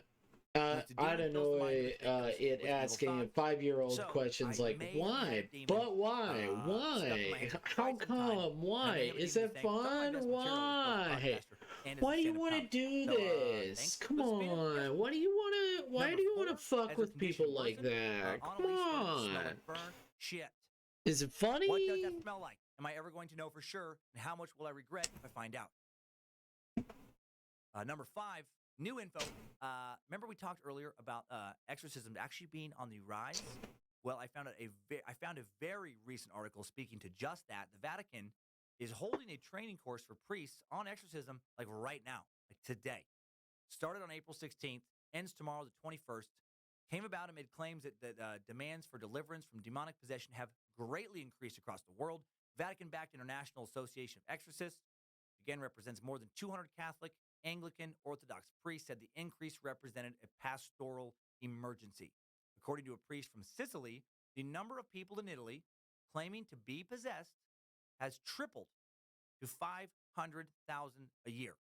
Recently tripled. And an Irish priest has said demand for exorcism has risen exponentially. Apparently, the demand for exorcism is skyrocketing worldwide. So while you yourself, may not believe, more and more other people clearly are considering demonic possession as a real and current threat. Time suck. Top 5 takeaways. All right, the demonic possession of Annalise Michel, part 1, in the suck pile, out back by the suck shed, stage. In 1973, 21-year-old German college student Annalise Michel began to descend into an existence of pure and utter madness. Weird. She had begun to see the faces of demons appear around her. Can you actually be friends with the demon? Weird. In the middle of the night, unable Can to you be friends with the demon? Feeling an evil That presence is a good question. Could you be pals? A never-ending parade of visits to doctors and prayer, and neither priest nor neurosurgeon I know, seemed I'm able to friends help. with a rabbit right Every now. time her possession-like Who symptoms would needs fade for a few days, pettins? or a few He weeks, just a even for big few bunny months, with a big and she began petting to hope boy. that a normal life might be still possible He just for her. so Those cute voices, and faces, lovable. and I feelings love of a this foreign boy. entity He is a big overtaking her quirky body would boy who return needs ear stronger pets. and more I malevolent pet him than right on before. his ears. What is he Finally, gonna in do September about it? Nothing. 1975, after years of Nothing. virtually He's fruitless just gonna prayer, accept it meditation, and be chill medication, about it. brain scans, That's what I love and more, about him. the Catholic Church It's because approved he's so that an fucking exorcism chill. ritual be conducted.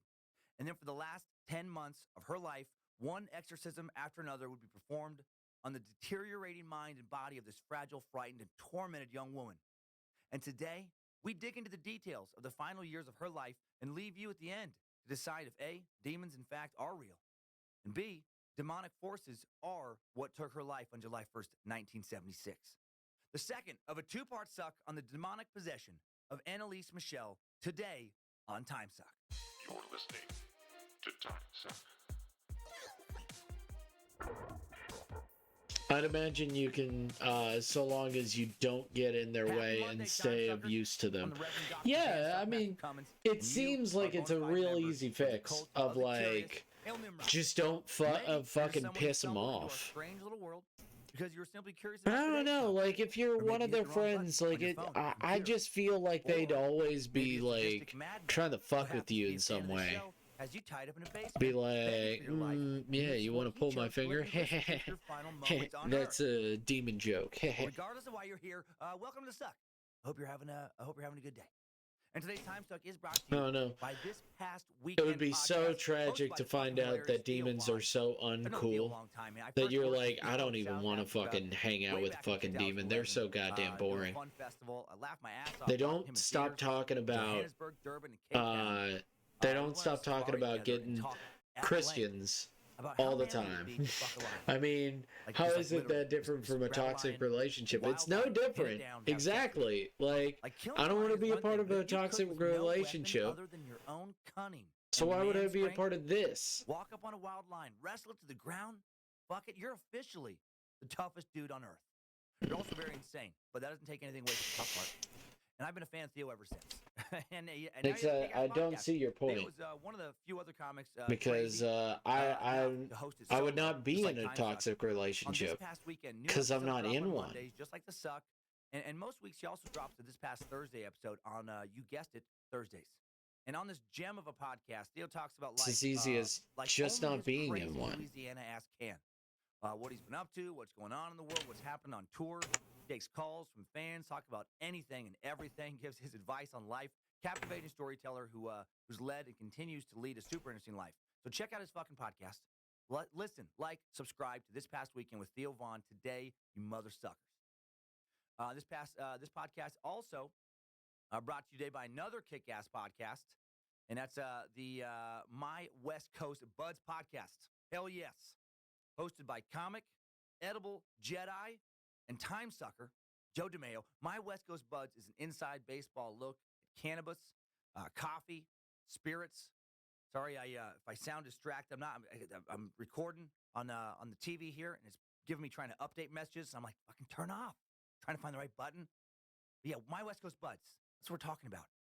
I see them everywhere, though. I mean, and yeah, Joe, just like you can tell people that they're in a toxic relationship, no matter what. And more. Funny. They're still human. Learn a lot about the They'll make mistakes. And you learn a lot about whatever the guest area of expertise to err is to human. On My West Coast Buds. I think that's what it is, or is it to error is to human?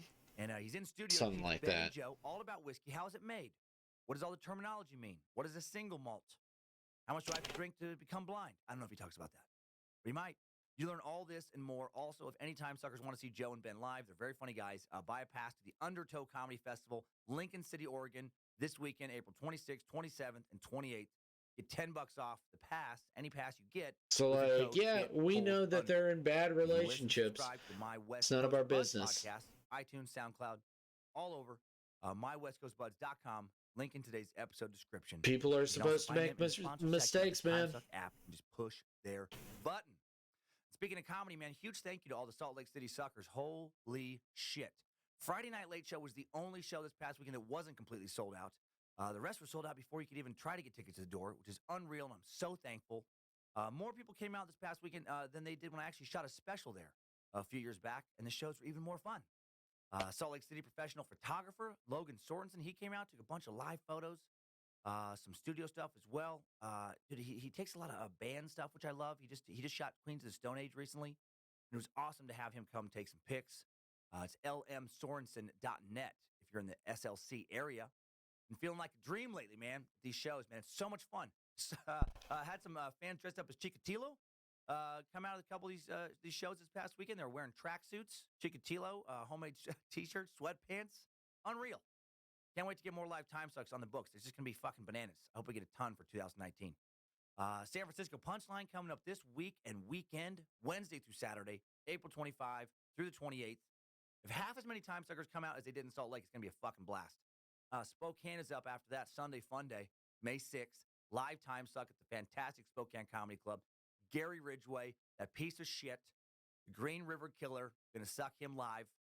Sacramento Punchline, May 10th and 12th. Got one of my favorite comic book shops near there, so that'll be cool. And I'm excited for the shows. Tempe, Arizona Improv, May 31st through June 3rd.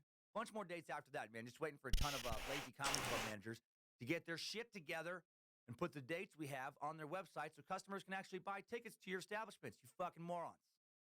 If you're listening, comedy club managers, just pretend I'm talking about a different club. I'm amazed that some of these places, as fun as they are to perform at, are able to stay in business based on some of the people who run them. More tour dates at dancummins.tv. Pootie and Juju, limited edition Danger Brain design mugs I talked about on Friday are already fucking sold out. Incredible. Sorry to those who didn't get them quick enough. There are going to be a few more. There's also going to be more Pootie and Juju stuff down the road. I'll tell you why there's going to be a few more. 40 of the mugs were not able to be sold because there was a quality issue. We're not gonna sell you pieces of shit. So 40 mugs will become available as soon as the mug people make more 40 more mugs, which hopefully about a week. So silly mug people. And yeah, and sorry on the shipping and handling. I'm trying to figure out how to get shipping and handling prices, like more options, get the prices down. I promise I make none of that money. That is just the UPS store that gets all of that. We're trying to figure out how to reduce that cost to you. Also, my wife, Lindsay, Queen to Suck, office manager and more. She coordinated with Harmony Velicamp to ask fans to nominate me for a TED Talk. I didn't even realize that had happened because I was slammed in Salt Lake City with other stuff. But I guess a lot of you responded on social media, so thank you. If you would like to nominate me for a TED Talk, I'll have the info here on the podcast in the episode description where you can go on the web to do so. You can just Google nominate for TED Talk, and their little website portal comes right up. But Nix, I mean, the answer is pretty fucking obvious that humans are not perfect, and, you know? And kind of a little talk about encouraging people not to give up. Just because maybe people will be in bad relationships, and there's nothing you can do. And then if you work really, really hard, there's also just shitty people out there that I'm just like, I'm glad that you found your second other shitty person. Like, I've seen people that are just shitty people that have relationships. And I'm like, you are a fucking awful human being. I don't know how anybody could fall in love with your ass. I don't know if you play cornhole. It's kind of like horseshoes, but with beanbags. I love it. It's just my opinion, though. They're amazing, and he'll make them for you. It's 100% my opinion. Time Suck Podcast. His email is So if you don't feel that's true, you can, loving care on those you let me know. All right. But I don't give a shit because I see it all over the place. Demonic possession of Annalise Michelle, part 2 of 2. Right now, beware of Lucifina. Her force is strong in this one.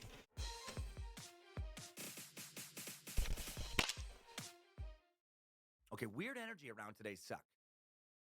As I began to dig in today's Time Suck timeline, I had 3 pages documents open on my MacBook. That's right, PC lovers. I use a You're Mac. fine. I prefer it. And I had a document open of about 30,000 words worth of notes the great Lily twins had compiled to get me going, to get me started on this 2-part suck. And I also had like my notes from part 1, Friday's episode open as a second document. And then I had today's script as a third document. So I got 3 documents open on my window, and kind of arranged them so you can just like the corner of one is always visible if you're looking at the other one, so you can just kind of click between the 3. And I done that, and then I was working on today's script documents. I'm starting to creep myself out now. I chose to be nice and dark in the suck dungeon to make this scarier.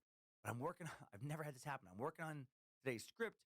And suddenly the place where I had stopped working on the document with the Lily twins notes starts moving around, like scrolling, but I'm not scrolling it. Does that make, I swear to you this has happened. Does that make sense? Like I'm looking at one document and then I see the corner of the other document with the notes that I have looking, and it just starts moving on its own. I love differences of opinion. What I don't like is a heated argument. They get my blood pressure up, and I hate how they make me feel. Well, that's weird. I thought it was just like a weird being glitch. mad. I hate being mad and upset. Oh, well, Netsovsky, I hope I never upset. Go back to today's script. I hope I don't get you riled up. I hope I just frustrate you. But don't get you mad. I hope I just get your go. Touching my trackpad or something. Could have been just a computer glitch, but it is weird that I do. I hope I just frustrate you. Suck. I do that every episode, and that is not anger you to the point where you get a little, you get all upset. Just need to let you know where I'm at mentally with this one. So last episode, we left off with Annalise Michelle in the summer of 1973. She had been battling a variety of strange ailments since the summer of 69. It was the summer of 69. Oh, yeah. Back in the summer of 69. Oh, man. We were You are my goat friend. We were young and restless. I am your goat friend? Ah, yes, my goat friend.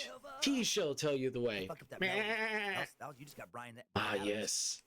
His knowledge is quite a bit, where he's lived for quite some time. It didn't. Let me try it again. Oh yes, and he will also destroy your stuff. It's just in his nature. That felt right. That had nothing to do with today's episode, but it felt good to Michael motherfucking McDonald you to correct what I'd done with Brian Adams. Okay, all right, I'm back. I'm back. All is good again. But for real, Annalise had been battling a variety of illnesses, some form of epilepsy, for 4 years. He doesn't mean it. He's just 5 years before, 1968. He just gets spooked so easily. She'd also been a sickly child. She'd got the mumps, measles, scarlet fever. Basically, if something was going around, Mouse-ish, hey, looks awesome. Thank you. She lived in the little German town of Klingenberg. Thank you, Mouse-ish. And was raised. I hope you're doing well. This is what I got so far. Did play the accordion, aka this is over here. Yeah. She'd seen a ton of doctors. She'd suffered a severe bout. This is what I got so far. The small hobble of a town. Just slowly getting it taken care of. Hope you're doing well, Mouse-ish. The detail. Yeah, this is what I hope for the rest of the comic. So like going down here and stuff like that. So get it all taken care of. Hey, Heart!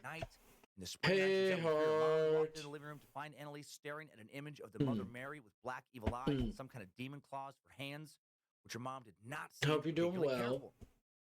And in the summer of 1973, her dad took her on a religious pilgrimage to San Damiano, church and monastery near Assisi, Italy. How's everybody doing? Hope everybody's having a good evening.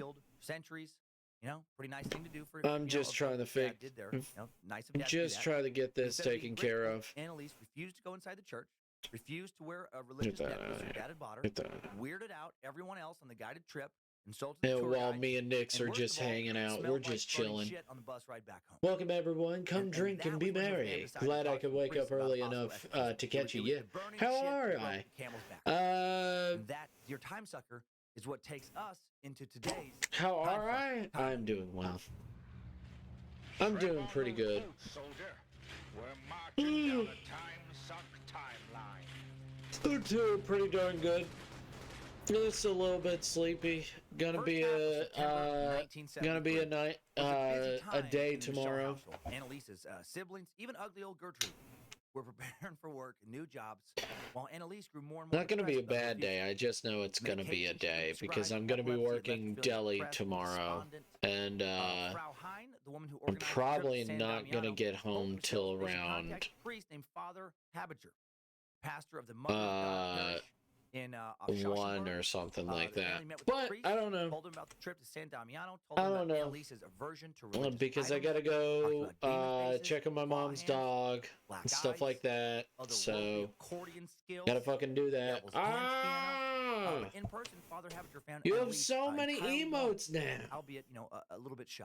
He saw no signs of possession. But based on what the you Michelle have so many frog emotes. He did put the family in touch with an exorcism specialist. Oh my goodness, they're all so cute. Whistlefingers. Oh, so cute. That's not true. What a tragic name that would be. Like, what if you were ambitious and you really wanted to be successful, but you were born with the name of Ezekiel Whistlefingers? I think you'd have to change your name, wouldn't you? There's no way you're going to be Pope. Yeah. You 1 a.m. Yeah, Pope Whistlefingers. I'm so happy with them. They look lovely. Absolutely not. But no, Father Habiger recommended the Michaels to a like, priest named I'm gonna have to. Of course, that's not his name. That'd be another tragic. Gonna have to work the deli tomorrow. It will not be fun. It will be very greasy. I gotta say, Adolf, also not the best name in post-World War II Germany, but arguably still better than Whistlefinger.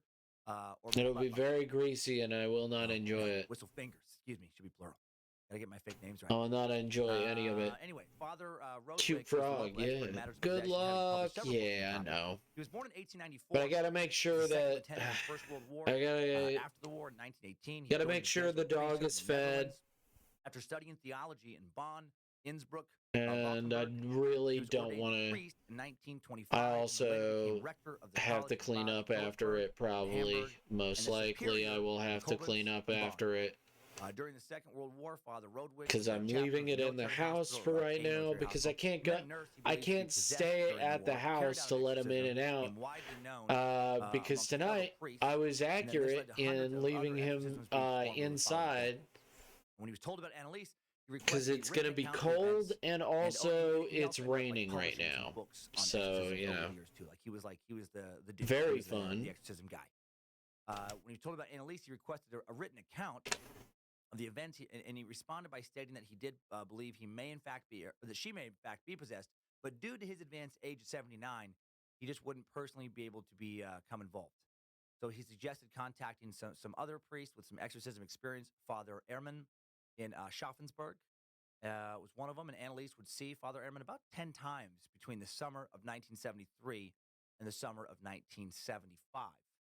Father Ehrman found Annalise to be a nice young woman. You got this. Thanks, Nix. They're basically frog sona. Yeah, they are. They're very cute frog sona. I do got this, Mouseish. I do have this, and everybody else has this. No blatant signs of demonic they also have this. So he suggested that she see a neurologist, and Annalise told him she'd already been down that road many times. She'd had brain scans, she'd been prescribed medication, and nothing seemed to help. How terrible would that feel? I mean, can you imagine starting to see demon faces? Like, for whatever reason. Just waking up in the middle of the night, you're paralyzed, you see these faces, you suddenly are also, feeling a strong aversion to religious objects, especially if you're a very religious person, the thing that, one of the, arguably the most important part of your life, and now you have this strong aversion to it. You're feeling that something else is taking control of your soul, you're hearing voices. And then you go to the doctors and, and you get prescribed various medications and you receive a battery of tests, brain scans, you're given all sorts of treatment and nothing helps. And now, after years of suffering, after years of doctors, you see a priest, and he doesn't know how to help you either. That would be hell for me. Just the constant not knowing how to fucking solve this problem. I'm a control freak, and not knowing, it would drive me mad. I hate not having a plan. I hate feeling out of control. So adorable. Not knowing what I'm supposed to do to fix a problem. Yeah. This mentality is why, like, flesh wounds. I was thinking about this, like, which makes the gasm really one a little more weird. It's also why I'm a whiny bastard whenever I catch a cold. Because I would much prefer some type of cut, even if it requires stitches, than a prolonged cold. Because with a cut, I understand the healing process. It seems very manageable and straightforward. Like, you get cut, your body works to heal the cut, and you get to watch the progress visually. Instantly recognizable progress. Scab forms. Scanning the tissue underneath the scab. I'm glad you're enjoying it. Way to reveal new skin. I'm glad that you have accepted yourself as a frogman. You see yourself getting better. You see the end in sight. Thank you. But not with the I'm glad that you've accepted yourself as a frogman. You know, we've always accepted you. No idea when it's going to end. But now that you have accepted yourself as a frogman. There's predators and dangers in both places, but in the forest, I can see the dangers. I can hear them coming. I can watch them getting closer or moving farther away, and I can constantly reassess the threat. Not true in the sea, when you're treading water, and God knows what could be coming for your dingle-dangle. But fear of the unknown, seriously, is one of the most powerful fears out there. Imagine the fear Annalise must have felt, not knowing what was inside of her, what felt like it was inside of her, and it had been going on for years. Not knowing if it was psychological, you know, if it was physical, if it was spiritual, never knowing what it was going to do next, when it would come back, because she was constantly going back and forth. She'd feel good, and then bam, something crazy out of the blue would just go on. That drags on for years. Oh, terrible. This poor girl. So Annalise tried to convince Father Ehrman that medical treatment just won't work. Her parents telling me about the disrespect Annalise has felt at times towards holy objects, about the times when the stench of burning feces has appeared in whatever room she happens to be in, because they're smelling it too, not just her. What if after all this, they finally discovered that she had just been suffering from really bad gas? Like, in secret, this whole time, she'd been snacking on rotten eggs and rancid pinto beans, rinsing it down with spoiled milk, and eating so much cheese, like Limburger, Munster. You know, it's been messing up her digestive tract so bad it actually starts to make her hallucinate. You know, and she just forgot to kind of mention this for the past few years. Like, how pissed would you be if you were her parent and she finally admits it, like 5 years after, like 5 years of hell? You have no idea where the smell of the burning feces could be coming from, dear child. Well, Father, now that I think about it, my midnight snack ritual may have something to do with all of this. Well, despite what Annalise and her parents told Father Ehrman, he just didn't experience any of these things during the meeting. So he can't just justify an exorcism based on what they're saying. Instead, he and Annalise frequently pray the rosary together. And during these times, you know, she is calm, she's pious, she shows no behavior that would lead him to suspect anything. And then another priest hears of Annalise's case, and Annalise is introduced to Father Whipple von Dingleberry. I mean, Father Alt. Around September of 1973, a man who, years later, when Father Alt is put on trial for bearing responsibility in Annalise's death, would have his own mental health question. Based on his descriptions and letters to the church officials about his dealings with Annalise, neurologists would actually suspect him of being a paranoid schizophrenic. On September 30th, 1974, Father Alt did write a letter to his bishop describing how he'd come to hear about Annalise the year before and what his initial impressions were regarding her claim of demonic possession. Now, keep in mind, in this letter, he's writing about all the stuff that happens, all the thoughts he has before he meets. I'm like Marge with the potato, but with my frog. I just think they're neat. Yeah. After much consideration and I just think they're neat. Well, I think they're adorable. About which I spoke to you very briefly when you were here for a visit. This is the case of Annalise Michelle. Oh, God damn it. No, I'm going to get past the 2-hour mark. It's totally fine. Came to me one evening and asked me to help him and some of his priest colleagues in solving a case of spiritual counseling. I just want to get past the 2-hour mark. Annalise Michelle, whom he had not yet met. According to the opinion of some persons, she was alleged to be possessed. I hate it. I hate it. I hate that I'm so tired. Strange verbiage. Strange way of saying that. Molested by the devil. And weird how that is. I just want to be cool like the rest of these streamers. My God, was she possessed like by the devil? Heart's so cool. He made a frog. He's so cool. and her tight, sweet Catholic wiener hole. If only I was as cool as him. He just wanted to put the tip in. Maybe get his devil face down there and soak up her sweet lady scent. That Catholic schoolgirl outfit really does it for the devil. Sleepy time. You are cool. I am cool. That was way too I am cool. But I'm not as cool as I could as many others. I could be cooler. By tuning in. I could be way past cool. Tuning in on whatever she was radiating, I do I do kind of see where the neurologist was a little bit like, I don't know about this guy. He says, I was supposed to tell by tuning in on whatever she was radiating, whether she was sick or not. Suddenly, I was able to describe the whole family, father, mother, sisters, and grandmother, something I could not possibly know since I'd never seen them. Later, all of this could be verified. As to Annalise, I felt an enormous radiation that originated from her neck, or rather from her thyroid and her head. I did not detect any illness. This, of course, did not permit any conclusions as to whether she was possessed or not. 2 days later, a fellow priest, Father Aaron, who was going to take charge of the case, visited me. He handed me 2 letters, one written by Anna Michelle, the other by Annalise. So, mom and daughter. I was unable to read them because all of a sudden, I became so nauseated that I thought that at any moment I was going to faint. Draw time, yeah. Excitation such as I draw time. Considerably frightening and startling my. Hope you're doing well, Raven. That art was so good. We were dealing with the case of possession. You're such a good artist. I celebrated mass. I was. And everybody else is pretty darn good as well. That's the moment in mass when the pretty darn great, I must say. Everybody is so talented here. All of a sudden, something hit me in the back. The air turned cold, and at the same time, I had no nightmares. Oh, you're making me blush. Everybody's so talented. Heart, Mouse-ish, Red, White Raven. Who else?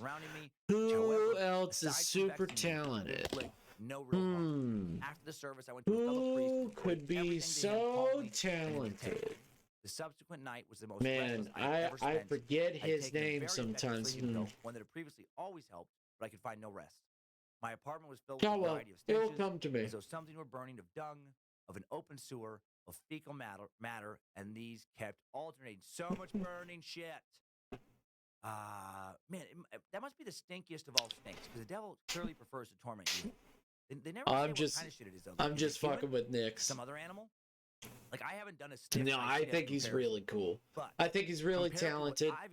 I think all he just needs is a little bit more practice, and he'll be just as good as everybody else, even better. However, I think he can shoot for the stars if he keeps practicing. And have my family also shit in the yard. We're going at it hard. Leave our shit out there for several days, along with the dogs. Let it get exposed. You say what now? That's what I believe, Nix. I see real talent in you. And then I'd have to sniff them and see if I see just talent in you, Nix. Animal has the smelliest shit. And you just gotta believe in yourself, like I believe in you. And it was top 10s.com, and they list human poo as being the stinkiest. Followed by cow, horse, pig, then dog. Dog is 5th. Elephant, cat, monkey, goat, and rhino. Yeah. Now this is not a scientific study. They cite 0 scientific, studies. Top 10 list. So I do question their claims. But until someone does send me a study, I guess I'll just have to assume that human poo is in fact the stinkiest. So we're talking about burning human shit, to be very clear. Glad we were able to dig into that thoroughly. I'm sure that's exactly what you wanted to hear. More letter now. It didn't matter whether I reached out to the rosary or whether I spoke some other prayer. The stench continued. It was literally infernal. Literally infernal. Didn't just smell like it was from hell. It actually was from hell. Didn't just smell like it. In addition, there was an occasional loud thumping in my wardrobe. I lay in bed, feeling sorely pressed. I tried to pray. In my own words, I spoke an exorcism, thinking of my priestly power. For a few minutes, I felt easier, but I was simultaneously ice cold and yet bathed in perspiration. In my extremity, I called to Father Pio for help, since I knew he'd experienced similar tribulations. Nothing happened. I repeated my prayer to him, and suddenly my I've been gone too long. New people all over. Hey, Raven, how you doing, Heart? Yeah, we got Nix. We got Mouse-ish. Violet aftershave lotion. That seems unusual to me. Is that a thing? I've never had violet scented anything in my entire life. Where do you even get violet scented? Heart is a fan favorite. I just lost a lot of respect for you, priest. That's Nyx is very new, but he's getting himself ingrained I don't know. in the culture of goat. Wow. It's like aftershave, lotion, manly, all these wonderful people are so many smells getting themselves ingrained in the goat. Doesn't rank them even the top 10. I also greatest of all time, by the way. First, Jasmine's up there. What about Pussy Willow? Is that what heaven smells like? Does heaven smell like pussy? Willow. Strangely. At the same time, I stopped perspiring and my body felt warm. I breathed with relief, and then only to discover, to my amazement, that my field of vision had been very much narrowed, and my color perception was reduced. Now I was able to see colors once more in their normal intensity. The pressure on my head had disappeared. Before having to get up, I fell into an hour's restful sleep. My night had lasted from 11 the previous evening until 5 o'clock in the morning. When the following evening I told my fellow priests about all of this, they were suddenly able to smell the same strange stench. The entire parish house smelled as though burning windows were open. So much fire, so much burning, so much poo. It's like hell is just one big flaming fan favorite. I'm just here to vibe. Yeah, heart fan favorite right next to But they became less vivid, and if I prayed the exorcism we got I haven't seen Haven today, but I think it's because she's at work right now. I took a walk with my friend Father Roth, and once more we talked about Annalise Michelle. Or she's asleep. And then we smelled the same. Either one. I think she should sleep in. I heard some of the details about the girl's affliction. And he lists, the various details. A few weeks later, I met her personally. She was very depressed, but in our conversation, she was able to express herself very clearly, and she obviously had a considerable gift of analysis. Okay, so at the end of the letter, he's recalling all the things he had before he met her, and he expresses that he had met her. And this is a letter written to this bishop. I mean, a serious letter. Who knows? And man, all this crazy stuff happening to him, just based on thinking about considering, helping this girl. So yeah, pretty strange, and that's the bulk of one of Father Alt's letters. So clearly, something demonic going on, or he is a very melodramatic collar wearer, or he's also mentally ill, or is mentally ill. I shouldn't say also. So shortly after he experiences all this craziness, Father Alt actually does meet Annalise, like he says in the letter there. During one of her first conversations with Father Alt, Annalise's face suddenly changes in front of him. Her eyes darken in a way that the color of her eyes is no longer distinguishable from the pupil.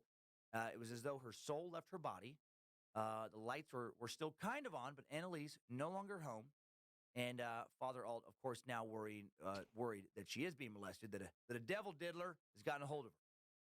And then he gives her some kind of priestly blessing, and suddenly, after the blessing, she appears normal again. So obviously he's more intrigued now. After this initial blessing, life begins to become normal again for Annalise as well for a little while. She's able to return to school. This is October 73. Major in education and theology at the University of Würzburg. That's what she's studying. She stays at a Catholic hostel, quickly acquaints herself with many of the churches in the area, searching for places to pray. She starts sleeping with a metal chastity belt and wraps her breast down in linen soaked in holy water to make it that much harder for the devil to do his evil diddling. Of course, that last part's not true. But she's taking her medication. She's visiting now Father Alt every 2 weeks. And life seems to be somewhat under control for a bit. Everything's cool for a second. But then the demon faces start showing up again, which makes focusing during lectures a wee bit difficult. Yeah, I bet. I would think it would be challenging to pay attention to an hour-long theology lecture. I wish I slept in, but now 8:30 and my body is like awake. I could cry happy tears because of no nightmares last night. It's so freaking nice. Yeah, no, I know. I'm sorry that you were not feeling good about those nightmares. I do apologize. I am glad that tonight you didn't have them, which is very good. Over the next few weeks, very, very good. Literally fucks the devil right out of him. Just some good dick. Turns out good that you got some respite from all of that garbage that has been created. It's the deep dicking method. Hope it stays like that for a while. Peter does not fuck the devil out of her, but they do share a few happy weeks. Hope instead you have lovely little dreams. She's very, very religious. I'm guessing some necking. Maybe. Maybe a little. Maybe you could have a dream where you paint. Maybe that would be a nice dream. A mild dry hump.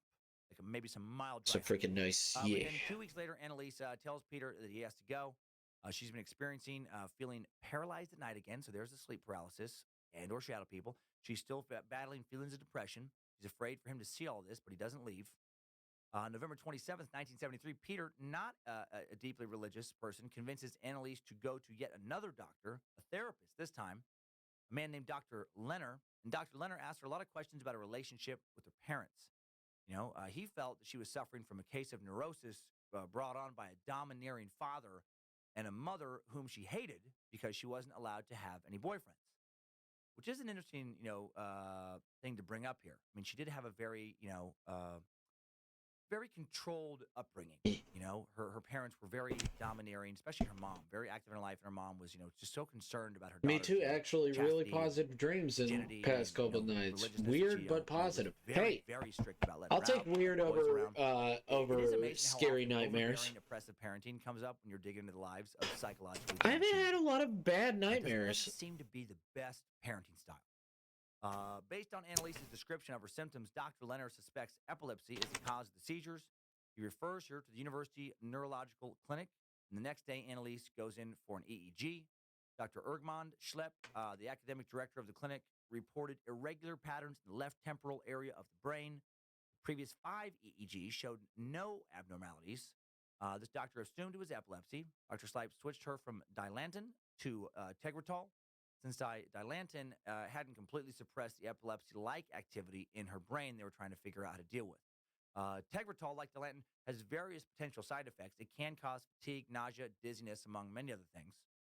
Annalise told Dr. Schlepp of her homesickness for her family and that she couldn't feel for Peter the way she felt she should. She also spoke of nauseating stenches, which Dr. Schlepp thought were psychomotor seizures. That can be another kind of seizure, just having suddenly smelling strange scents. Obviously, that would not explain why others around her also smelled these. I guess the only thing you could cite possibly in the scientific community that would explain that somewhat is maybe like mass hysteria, I'm guessing. Yeah. But, that's that one's always like a tricky one for me. It's like, is that a real thing? Like everyone. Yeah, mass hysteria is a real thing. It's been brought up in research lots of times. Ailments are psychological. Dr. Schlepp diagnoses them as physiological. Like when I was exploring forest near a gas station, there were different creatures like giant crabs, rhino spiders, and a mimic wolf heads on them. I sadly need to head off a tad, need 4 to 5 calls done, and want them over with ASAP, so I'll hopefully be back before you end. Else, love ya. Love you too. I have to have dreams where I can jump and float around, and was trying to take photos of them for some photography thing. Being able to jump and float is usually my way of discerning whether or not I'm dreaming. Very strange. Her depression coincided with the stenches and demonic faces. Peter suggested she might be hallucinating. Annalise explained that when these things happened, she had no control over herself. God damn it. No say about anything. God damn it. This law's control, but I hate this. This is the worst. Annalise begins to visit Father Alt a little more often. She can't entirely get rid of the demonic faces, in spite of taking her medication regularly. Guys, this is the worst. To him does help. And when you want to stream, when they pray, Annalise tries to visit. When you want to stream, but you're also super adorable and tired. She might be improving, and suggests she practice a stricter religious lifestyle, and that she continue her visits to the medical doctor. April 1974, she sees Dr. Schlepp again. And then she visits Dr. Leonard again on May 7th, 1974, due to having now frequent severe headaches. You are adorable. Thank you. Her forehead. She's got all kinds of shit going on. I mean, this poor girl did deal with various medical maladies her entire life. The headaches may have been a side effect of the Tegretol. Her reflexes are slow. She sleeps more than usual now. Dr. Schlepp wonders if Annalise is not taking her medication on a proper, regular schedule. Dr. Schlepp finds her EEG improved and does want her to continue with the Tegretol. Summer 1974, everything continues. The smells, the faces, the headaches. Father Alt has been sharing what he's been hearing from Annalise during their meetings with all of his priest friends. And they do all agree that at the very least, Peter's deep dick and exorcism method is not working. And that they need to try something else. No, but they do actually all agree that some form of demonic work is at play, but they're still not ready to pull the trigger on a full-fledged exorcism quite yet. Because to call for an exorcism in the Roman Catholic Church, several conditions have to be met. If you're tired, man, It's get actually some gotten rest. You stricter in could recent always years, but, stream when you back wake up. then, No, I the can't. demon had to completely No, control the that's a body. lie. Obviously control That the is body, a rendering the that person is a helpless. trick and a This trap. didn't seem to be quite the That case is yet. Annalise is 100% still a trap. around I've and tried lives her doing life that. somewhat. Annalise and Peter I are actually still get. dating, despite I'm all of actually the strange quite goings-ons. grumpy. And despite her mother Anna being a bit of a controlling maniac, her mom will not let Oh, the burping. Peter be alone in a room together. She's around. We are being And she murked. doesn't want Peter visiting her daughter more than once a week. We are She is being murked. old school. Oh no. Throughout the rest of 1974, Annalise becomes more and more. Oh no, depressed. we're being murked. Her Oh parents don't no. approve of her having a boyfriend. What are we gonna Doctors can't do? stop the demonic forces she continues to see from There's going away. 300 She still murpers deals out with the there. occasional sleep paralysis. The church won't sign off on an exorcism. She feels again like I don't God know. has abandoned her. She's I devoted think of herself it to God, in but Kermit not the even the church is helping Frog's her. voice when they murk. She grows steadily more depressed and thinks of suicide again. And then in May of 1975, her grandma dies. And so just bad thing after bad thing after You're bad right. thing. She's still dating I should Peter, save. who must really, really, really care for her to deal with all this Save. shit. Or maybe she wasn't quite that religious. Yes. Maybe she is giving Peter such good loving that he is willing to rationalize dating a woman who believes she's Kermit the possessed Frog. by demonic forces, who sees demon faces, and constantly hears voices in her head telling her that she's damned. I bet the sex, if they did have it, was amazing. I don't know how other people feel about that, but I think it's funny. 1975, shit goes Makes next me level for laugh. Annalise during a meeting with Father Alt on June 28th, also attended by her boyfriend Peter and her sister Roswitha. Annalise flips out, starts throwing. How's shit your at Peter day and her so sister. far? It's been Following good. Tuesday, Father Alt visits Annalise in Würzburg, finds her in deep despair. She tells him that she's It's been condemned. good so They begin to far. pray the I've been rosary, and suddenly very she's unable to continue, good. and tears are running down It's her face. been boring. She assures Father Alt she is taking her medication. End of the meeting, Father Alt prays an exorcism prayer to himself. And when he does this, Annalise I was immediately at stands up to work defend herself all and day. rips the rosary to pieces. I was a little And when late to Peter arrives, work. Annalise tells him in a deep, guttural Other than voice that, to leave. it was just working Father at the Alt is fish, now with the absolutely fishes, convinced of Annalise's possession. working He tells with Annalise's the parents that they bring her fishes. home from school, and they do on July Just 17th. me and the That's when fish. she does return home to Klingenberg. Shortly before she leaves, I Würzburg, was a in the friend of hers, cold Anna seafood Lippert, department, recalls witnessing the following and disturbing, I was just incidents. working there. She says, "I remember an incident from July You know, like, 1975. big I sat with her in things her room, happen. and her boyfriend Peter was also present. Suddenly, right in the middle of the conversation, her face contracted into a real fuck, a hideous, grimacing countenance I cannot describe in detail. Her body became completely stiff. It took half an hour before the cramp disappeared. Her boyfriend explained to me her condition was due to the fact that she was possessed. I, too, thought it must be a possession, for her grimace was so demonic, I could think of nothing else." Oh, man, again, he must have really cared for her. I mean, I love my wife, Lindsay. You guys know that. I love Lindsay.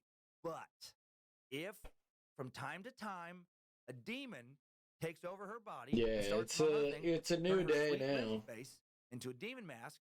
I mean, I and, guess it's a she new starts day. letting It's out some it's burning 3 hell in the shit morning. gas. Look, I'm not So saying- I I'm mean, not I saying guess leave it's a her. new day. However, she's gonna have to find a new place to stay.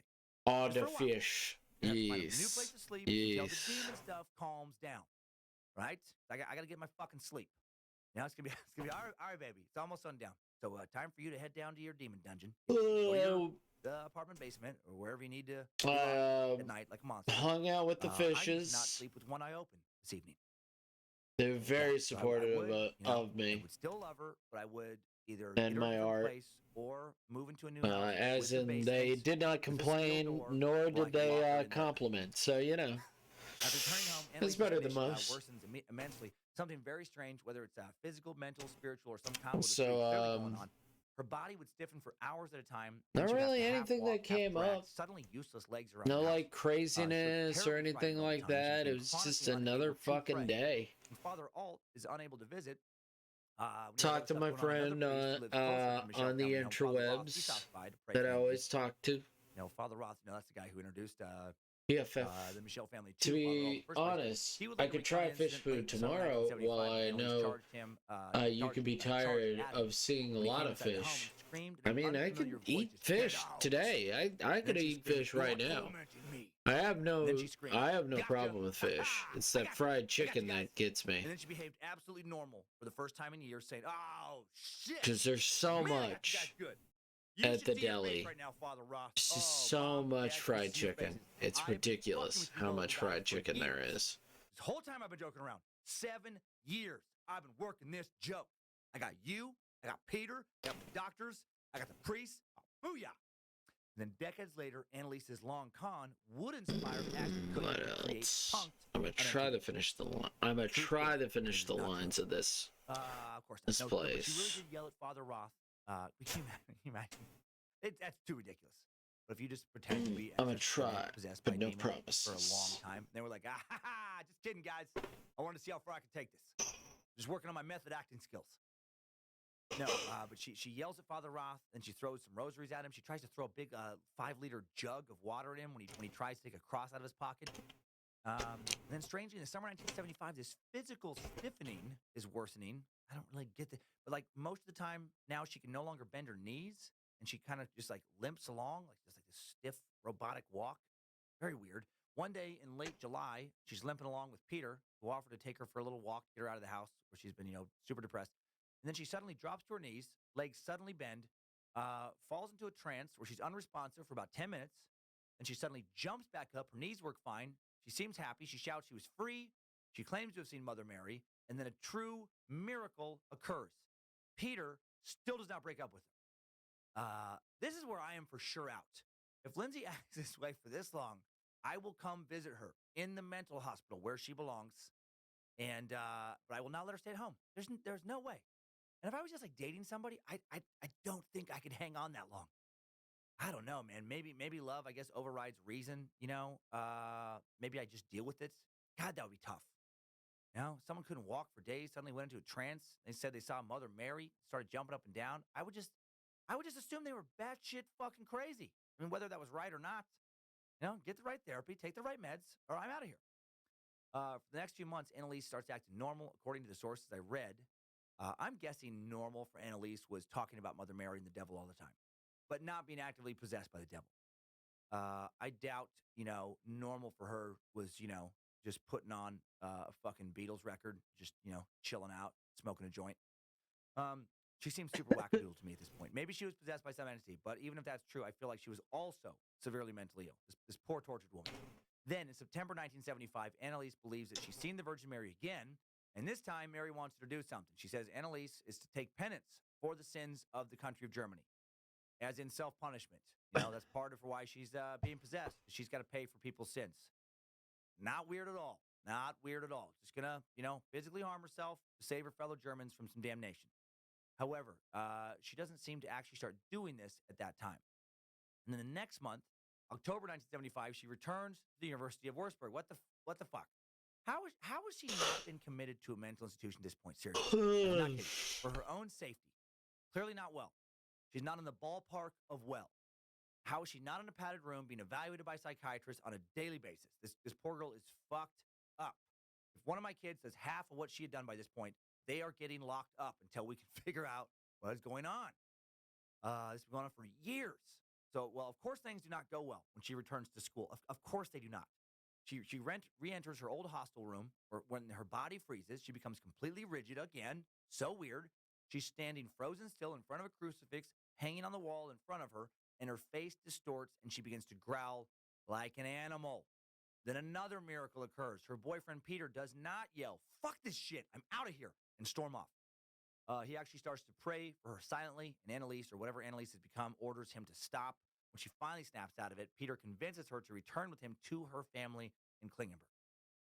Man, hearing about this new episode, hearing about Father Roth's recent encounter with Annalise, Father Alt makes a new plea to the bishop to please be granted permission to perform an exorcism ritual on Annalise. The entity is clearly taking control of her body. Bishop Stangl grants Father Alt permission, essentially to perform some sort of light exorcism, like a small exorcism. That's what it was called in the book. Small exorcism. Apparently, this is like a baby exorcism, like a tester. It's a couple prayers, but it's not like a big 4-hour ordeal. On August 3rd, 1975, Father Alt and Father Roth go to Klingenberg to begin their mission of the small exorcism. They pray for Annalise. She whimpers and moans that she's burning. Do a couple exorcism, rites. She also tries to knock the book containing the exorcism prayers out of Father Alt's hand. And then after Father Alt and Father Roth complete this small exorcism ritual, things get worse. It really does not work. It seems to amplify whatever delusion and or possession Annalise is caught up in or taken by. She starts only sleeping about 2 hours a night now. She'd shout the prayer, "My Jesus, forgiveness and mercy, for hours on end, over and over again. I do not know how this family was able to deal with it. Can you imagine living in the same house with somebody? They've been doing weird shit for several years. Now they're staying up all night, just my Jesus, forgiveness and mercy, Jesus, forgiveness and mercy, Jesus, forgiveness and mercy, Jesus, like fucking for hours. You're in a living hell. Like, can you imagine like your daughter, sister, or girlfriend starts freaking out on priests chanting the same prayer hours on end? Again, I mean, I don't know, especially with Peter. I know I keep saying it, but I don't know how he did it. I've thought about breaking up with people because I didn't like the way, I didn't like the sounds they would make when they would chew food. Like, I'm like, I don't know if I can deal with. There was girls I went on a few dates with that their laugh, specifically the kind of laugh they had, I'm like, fuck no, there's no way I can be around that for any longer. This cannot continue. I cannot hear that laugh. I would, I am not psychologically wired to handle something like this. Annalise would repeat certain patterns for hours. She'd kneel down, get up, kneel down, get up, kneel down, get up, over and over. She'd do it so many times her knees would swell up. They'd become ulcerated, all gashed up. She'd run through the house screaming. Then after long periods, she'd tremble, twitch, collapse, remain rigid for several days. Days she is rigid. Sometimes the muscles in her neck would tense up like bands of steel. Why was she so stiff? Maybe she was sleeping on the wrong mattress. Maybe all of this could have been avoided if Annalise Michelle had been sleeping on a Lisa mattress. Yes, Time Suck today is sponsored by longtime Suck supporter Lisa Mattresses. Driven by the mission to provide Lisa a better place to mattresses. sleep for everybody. Lisa is an innovative direct-to-consumer online mattress brand, socially conscious as well. For every 10 mattresses Lisa sells, they donate one to a shelter through their 110 program. They plant one tree for every mattress sold. They donate 1% of each employee's time to volunteer for local causes. They also have a patented universal adaptive feel. They're designed for all types of sleepers. They feature 3 premium foam layers, including a 2-inch Avena foam top layer for cooling and breathability, a 2-inch memory foam middle layer for body contouring and pressure relief, and a 6-inch demonic prevention layer.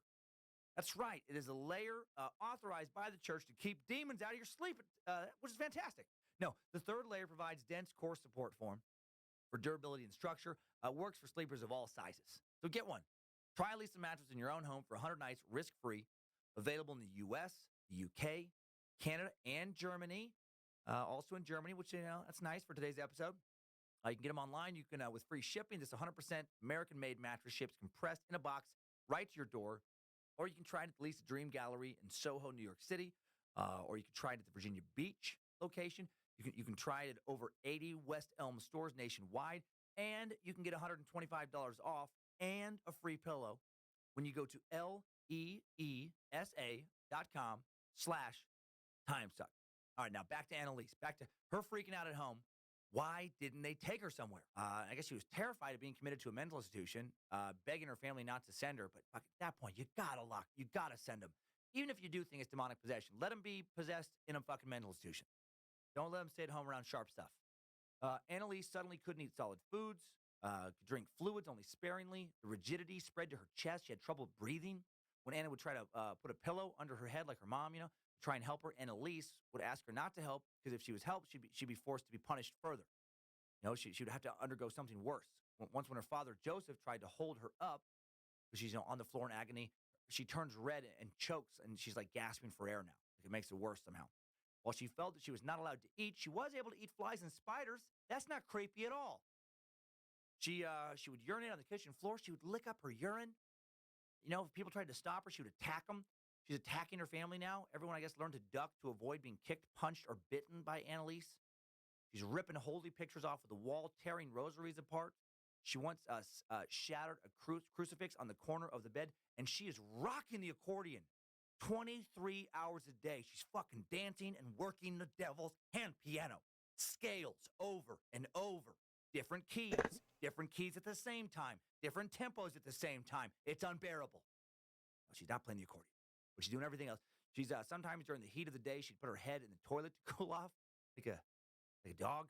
Once she rolled around in the coal dust. I guess they had some coal dust on the property somewhere. and then climb into bed. She's out of control. Man, there was days when Annalise fought with Peter and her sisters from morning until night. Peter's shirts get torn up, his sleeves are ripped off, and that's how Larry the Cable Guy got his idea for his outfit from the Annalise Michelle exorcism. No, but by evening, they're all exhausted. On the eve of the feast of the Assumption of the Blessed Virgin Mary, Annalise prays through the night until the following morning. So sometimes she is able to pray, and then sometimes she does it all through the night, which is also annoying to listen to. Later, when she was herself again, she told Peter that August 15th was the worst day of her life, and she's had a lot of bad days. She's suddenly not able to pray or enter the church. She feels prevented from entering by an invisible, evil force. When the exorcism prayers are said quietly, it feels like her hands are in a wasp nest. For some time, the demons attempted Annalise with despair and thoughts of suicide. She was tempted to jump out of a window or into the river. Yeah, I bet. One day, Annalise was under the kitchen table barking like a dog and wouldn't come out or stop barking. Everyone tried. I cannot imagine dealing with this. I get annoyed when my daughter Monroe, again, back to the chewing thing, it's clearly an issue with me. I'm like, she chews with her mouth open a lot. Almost every meal, we have to remind her. Like, hey, Smacky, that's what we call Monroe when she's chewing with her food too much. Smacky the frog. Hey, Smacky, let's ease up on the smacks. Or Kyler will do this thing where he'll just constantly ask questions, but then not care about the answer. Like he just likes to constantly make noise. So he's either singing or mumbling, which I also do, which I know is annoying. And then he'll just constantly ask questions to kind of like not have silence. And then you'll start to answer his question, and then he'll just like walk off or just look at his phone and just completely forget that fucking 10 seconds ago that he asked you a question and you don't give a shit about the topic. You're only answering it to help him, and now he doesn't even care. And that stuff drives me crazy. That stuff will drive me to a point of like, hey, dude, knock it up. What are you doing? Stop doing that. I'll get really annoyed. If the two of them were under the table barking like a dog for several hours, oh man, I would have to be tied up. I would have to be tied up to be prevented from hurting my own family. This is the stress these people were under.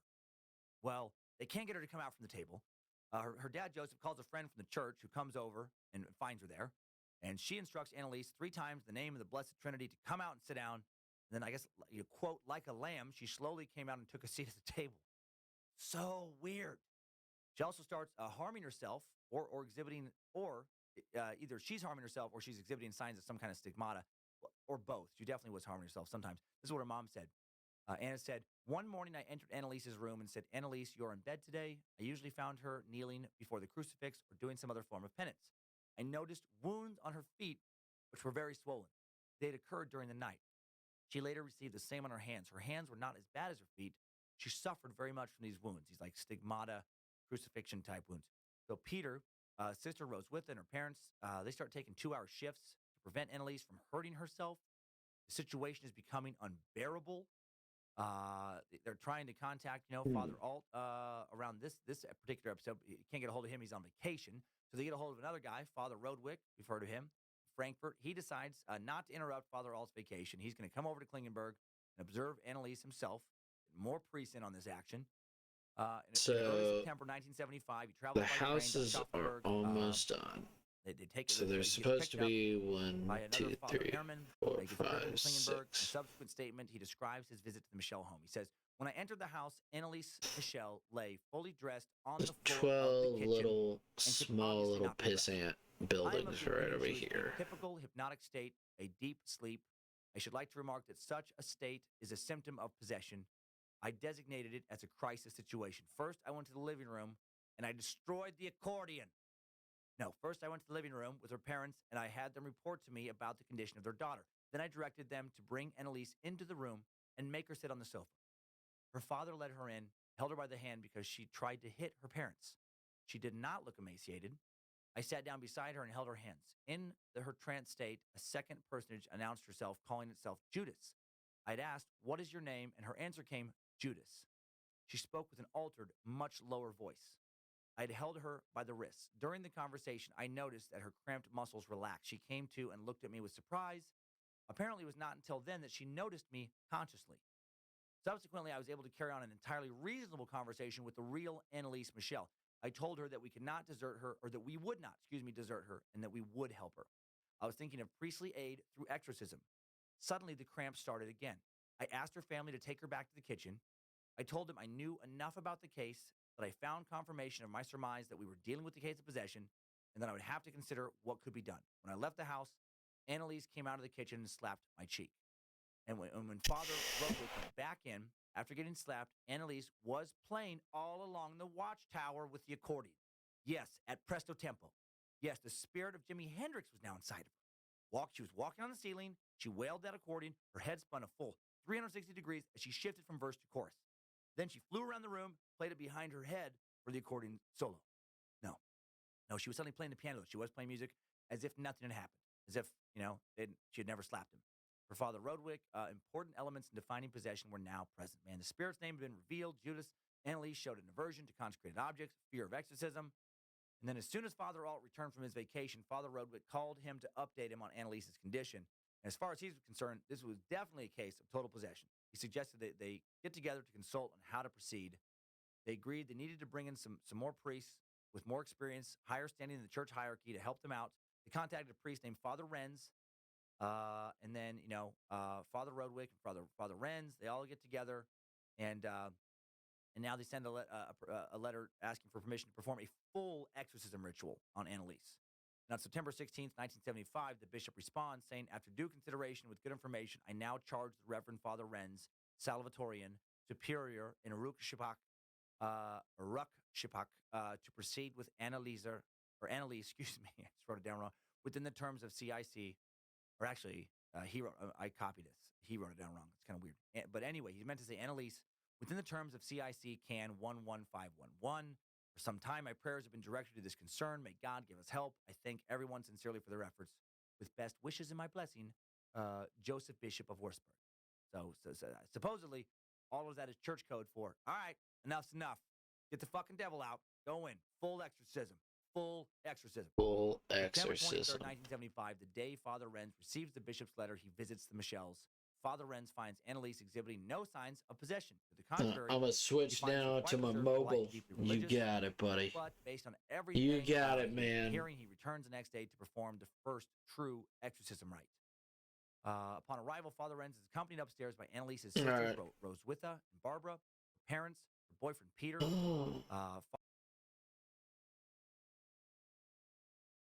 Falling asleep. Damn it. God damn it. Alright.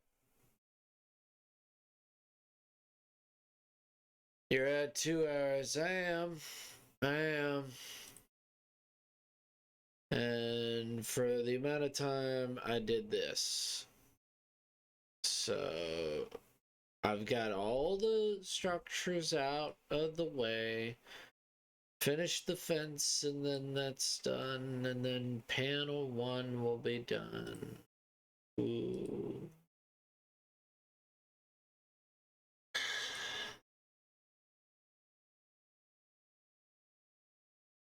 So we get that done. And then all I need to do is do the small shading and where the light's coming from, because this is in the middle of the fucking night.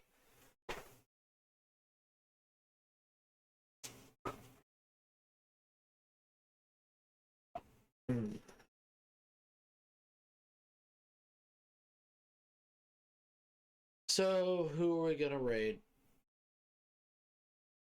I'm very tired. Who are we gonna raid? I'm falling asleep in my chair, and who are we gonna raid? Let's save it first. But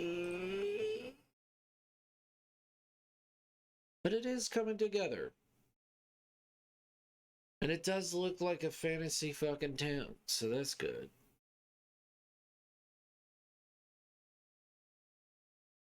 It looks like a bunch of styles put together. So, oh goodness. Good job. Thank you, Mouseish. Who should we raid? Oh, that's the biggest question, is who are we gonna raid?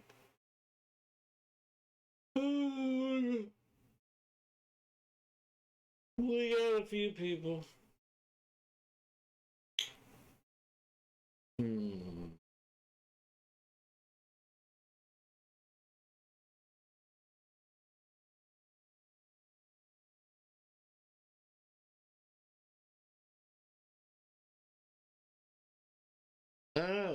going? We got Gelatin Guy, Middle Art, Cat Von, D20 Thoughts. So we got a few people.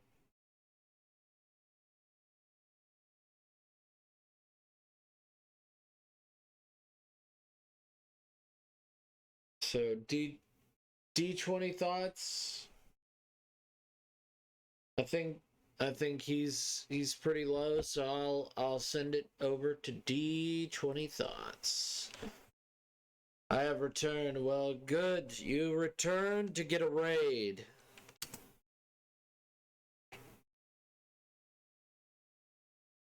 You have returned to be a part of a raid. I'm very sleepy. I'm very tired. So we're just gonna raid him. Merp. Thank you for coming back in, buddy. Thank you for being awesome. Thank you guys so much. I'm so sorry. I'm so sorry that I'm literally falling asleep. I'm falling asleep. Okay. I'm very sleepy. No. I'm very tired. Send me revisions. Do it. I need it. Give it to me, buddy. No. Ah, thank you. Sleep well. Get a good sleep. I'll try. But if you guys got art or anything like that, just send it my way. I'll look at it later.